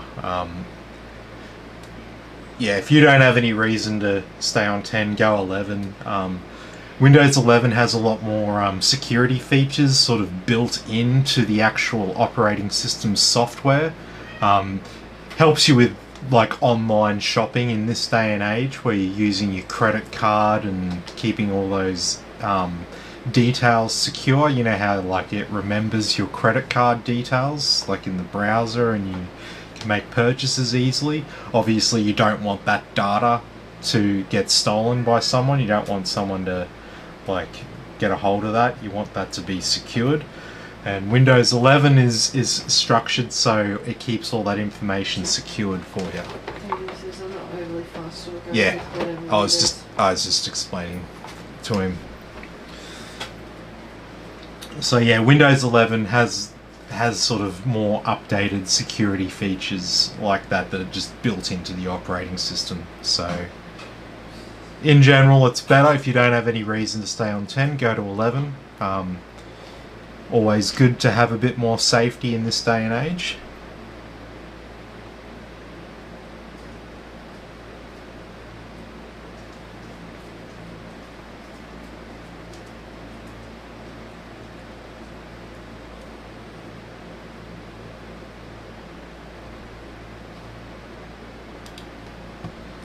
Alright, so that was Heaven on High with no anti-aliasing.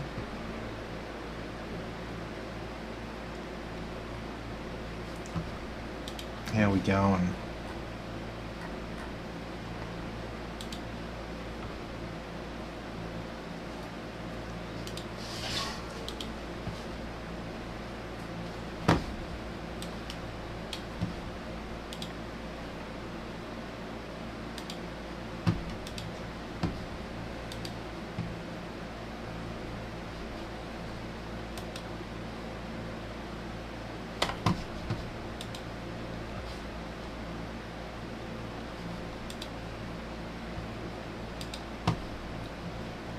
Okay, so the next one we run is called Valley. We do it on higher settings, but even if we were doing it on the same settings, Valley's more demanding, so...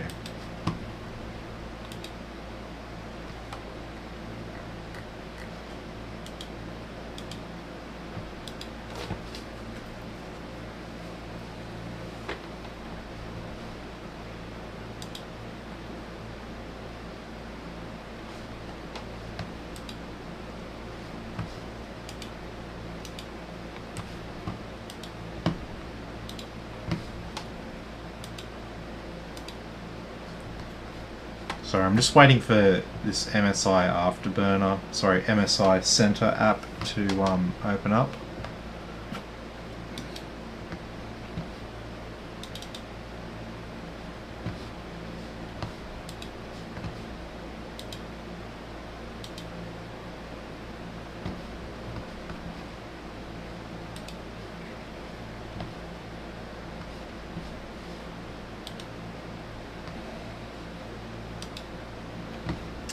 Okay, alright, so now we're on Valley.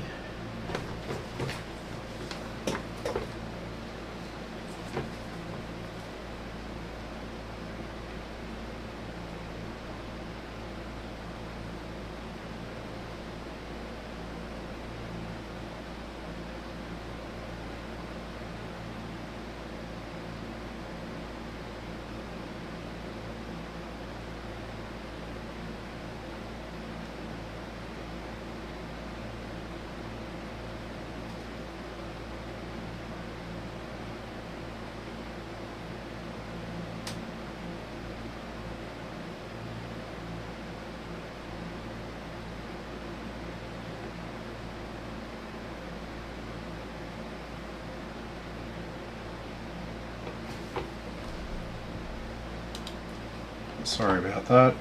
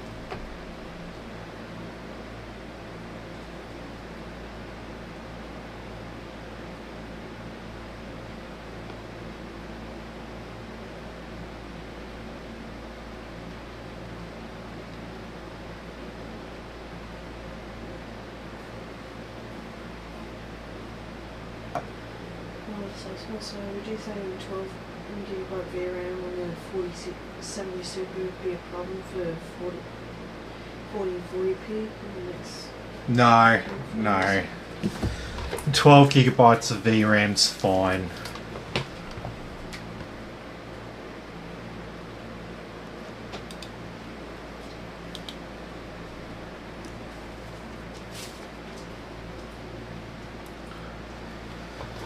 $12 of VRAM, still pretty good for 4K in most cases.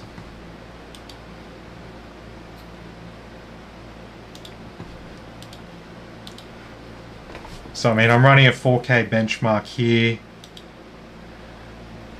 and we can have a look at the VRAM usage there when it loads up a 4K screen.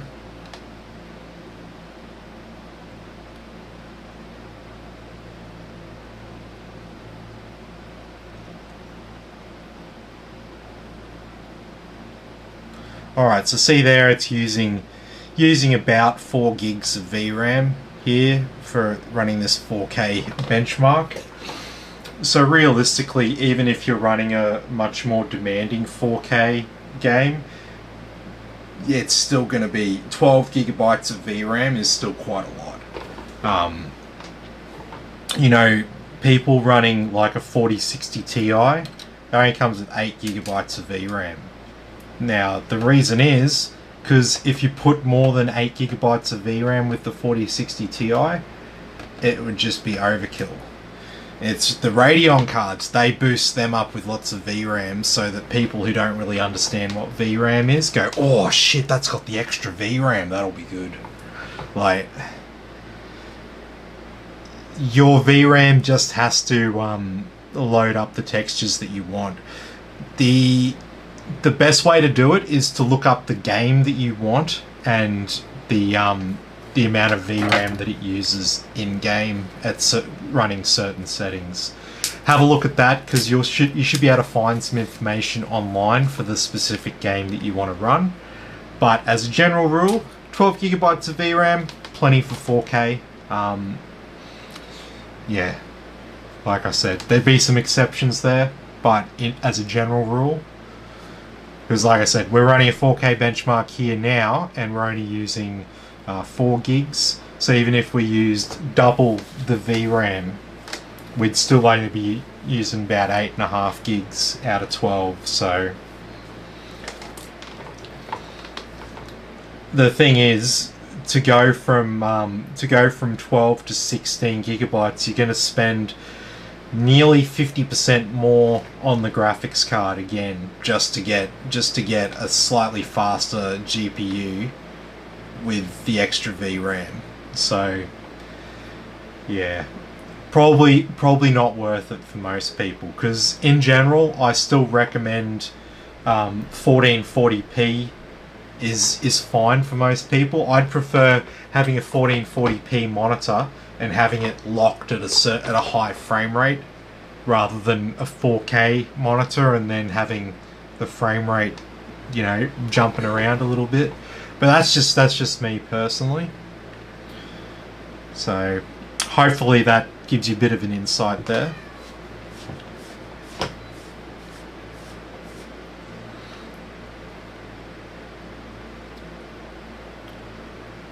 The thing is, if your graphics card's not if you don't have a strong enough GPU, there's no point having the extra VRAM, because if you loaded up enough textures to utilize all the VRAM, like say if 4060 came with 12 gigabytes of VRAM, by the time you loaded up 12 gigabytes worth of VRAM, like textures and graphic data from the game, by the time all that's loaded up, that little 4060 is not going to fucking be able to put up much of a frame rate. So that's why they only give 8 gigabytes with it, not because like Nvidia is like trying to like rip you off or something like that. They're just making graphics cards that are balanced. They understand that pairing more than 8 gigabytes with a 4060 is overkill.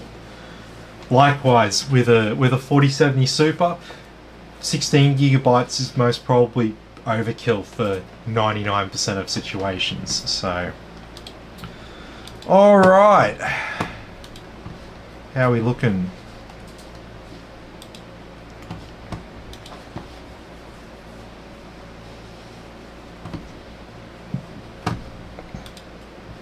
Ready to go, ready to restart.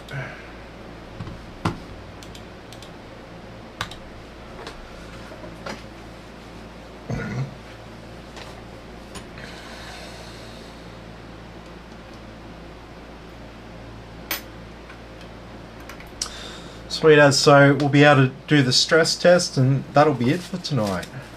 So the stress test goes for 90 minutes, so I don't stay live for the whole thing.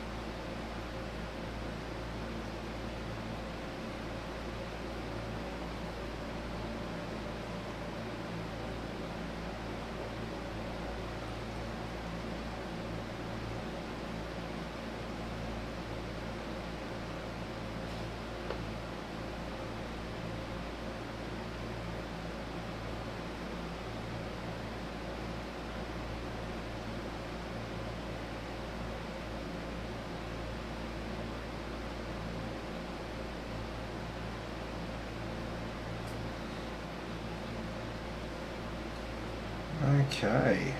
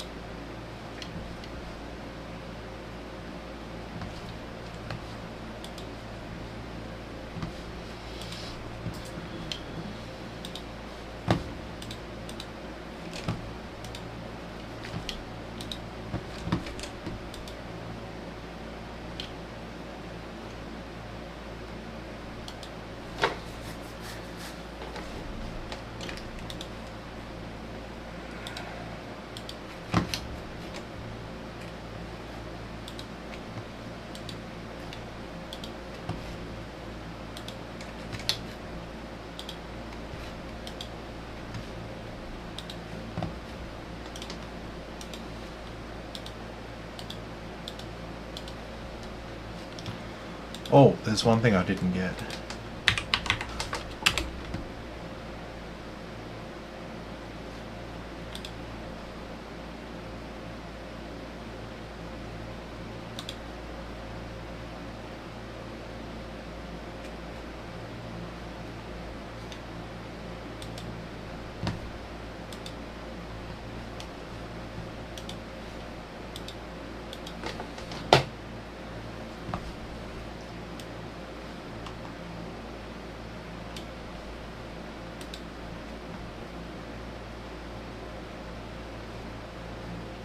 It's downloading really slow.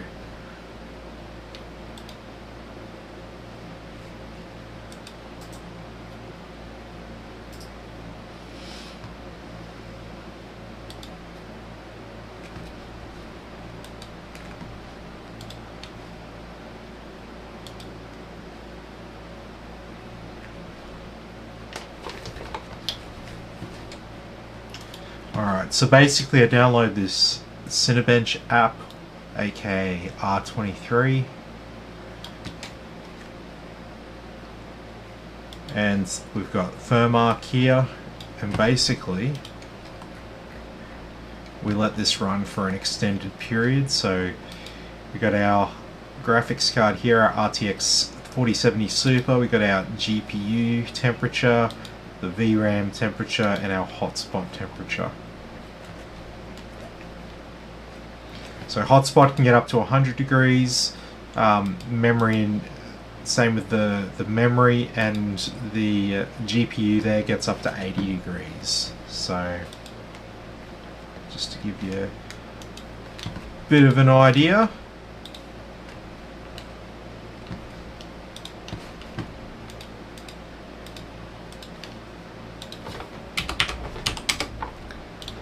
Okay, so we set this up for a 90-minute run. Okay, so like I said, we just monitor our temperatures. So our CPU gets up to 95 degrees, so running in the 80s there is as expected under load. And our graphics card, we're looking at that earlier. So 100 degrees for the memory and hotspot, and 80 degrees on the GPU. But yes, we'll let this run for 90 minutes, see what happens once it's all heated up and been running for a bit. Make sure it's all under temperature, and if it is, happy days. We can go and ship it off. All right. So look, this is the end of the night. So if anyone's got any other final questions for me before I sign off, now's the time to speak.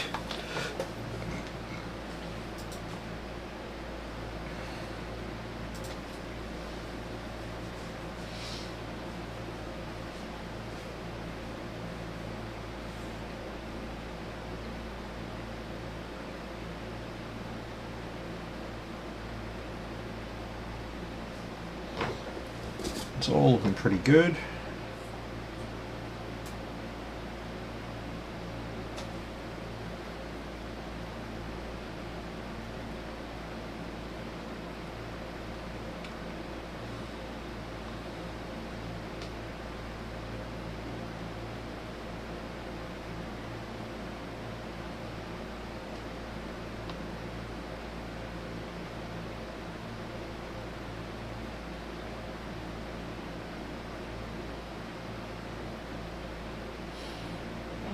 So with maintaining the computer, what would be the major things I need? Anything I need to think of with hardware?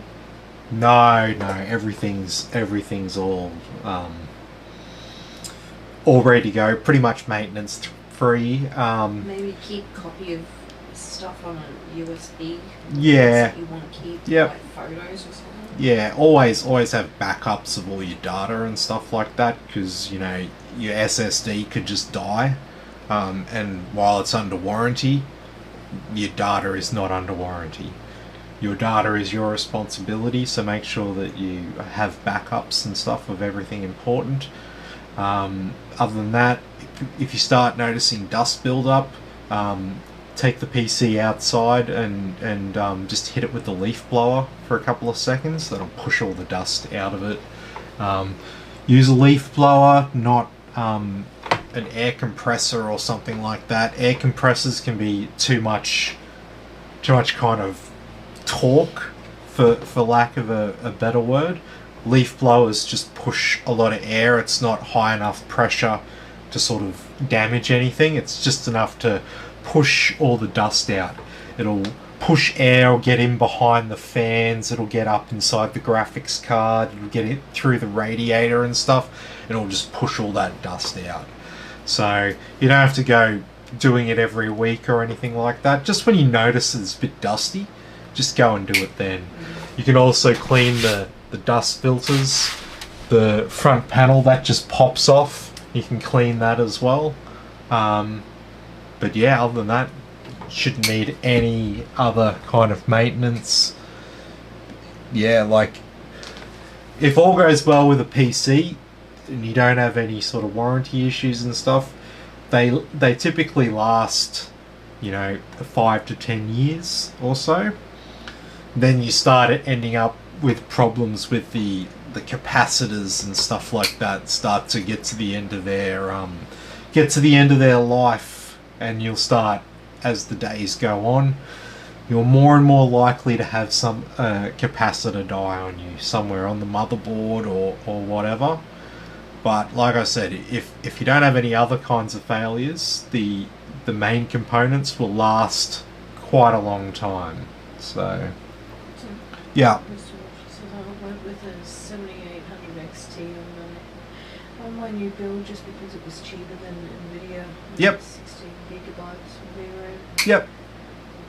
LSS is with the next generation of GPUs having PCIe Gen 5. We're putting PCIe Gen 5 graphics on a PCIe Gen 4 motherboard be any significant bottleneck? No, hell no. PCIe Gen 5 is ridiculous speeds. We're not anywhere near to utilizing PCIe 5 yet. It's there, but yeah, we're not there. If that makes sense. So, I mean, even when RTX 30 series came out a couple of years ago, it was still fine plugging those PCIe 4 cards into Gen 3 motherboards. Didn't cause a major issue. And, you know, even now, if you plug a 40 series card, Gen 4, into a PCIe 3 motherboard, or pair it with a CPU that's only compatible with PCIe 3, you won't notice any significant bottleneck even with that. As for PCIe 5 cards, like I said, we're nowhere near using, we're not even fully utilizing PCIe 4's like total bandwidth, let alone PCIe 5. So don't worry about that. They probably just want you to buy a new motherboard and CPU, right? Like, but you can confirm what I'm saying. Like, the bandwidth for PCIe 5 is huge, and we're not there yet. So, plenty of years for graphics cards and other things to catch up. Aiden wants to know with the cooling, anything that's needed to keep that going well and keep it running? No, like I said, just the dust. The dust is the main thing to worry about. I configure the fans and the pump and stuff like that on the cooler. Don't play around with the setting in BIOS for the CPU fan, because that value there for CPU fan is what the pump on the cooler is hooked up to, and you want the pump to just be running at full speed the whole time. Pumps, like any kind of technology that's, you know, revolves around rotating parts, they have, like, just like a car has like the rev range, like below like 1,000 RPM, the engine, it starts to shake and vibrate more, and then if you go above, like, say 4,000 or 5,000 RPM, the same thing happens. It's being pushed too hard and starts to vibrate. So there's basically like a ideal operating speed for a pump, and typically they're just designed to run at full speed all the time. If they're constantly going up and down, up and down, up and down in power, you just kind of like doing extra wear to the pump. So, Someone wants to know who's reading the questions. who's reading the questions? Me. It's Christine. She's just off camera. She doesn't want to be on camera. No. Fuck that. LSS, also, do you expect the 9800 X3D to have any significant performance gains over the 78? No. The 9700X sometimes still loses to the 7700X. Yeah, no. Like the only real No. lower power draw. Yeah, it's about this generation 9000's better power efficiency.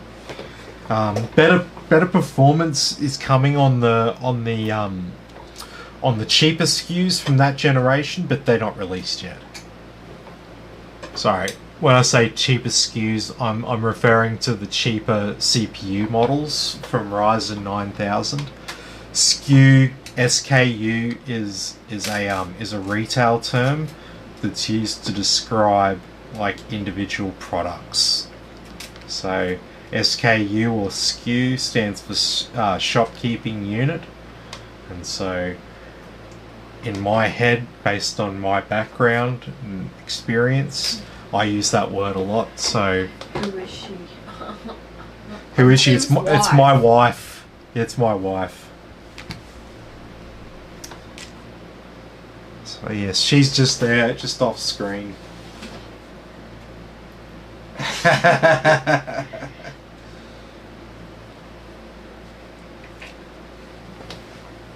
No. I think that may be the end. Yeah, I think so. Alright, well look, thanks everyone for watching. Be sure to like and subscribe to the channel, and I'll catch you all in the next video.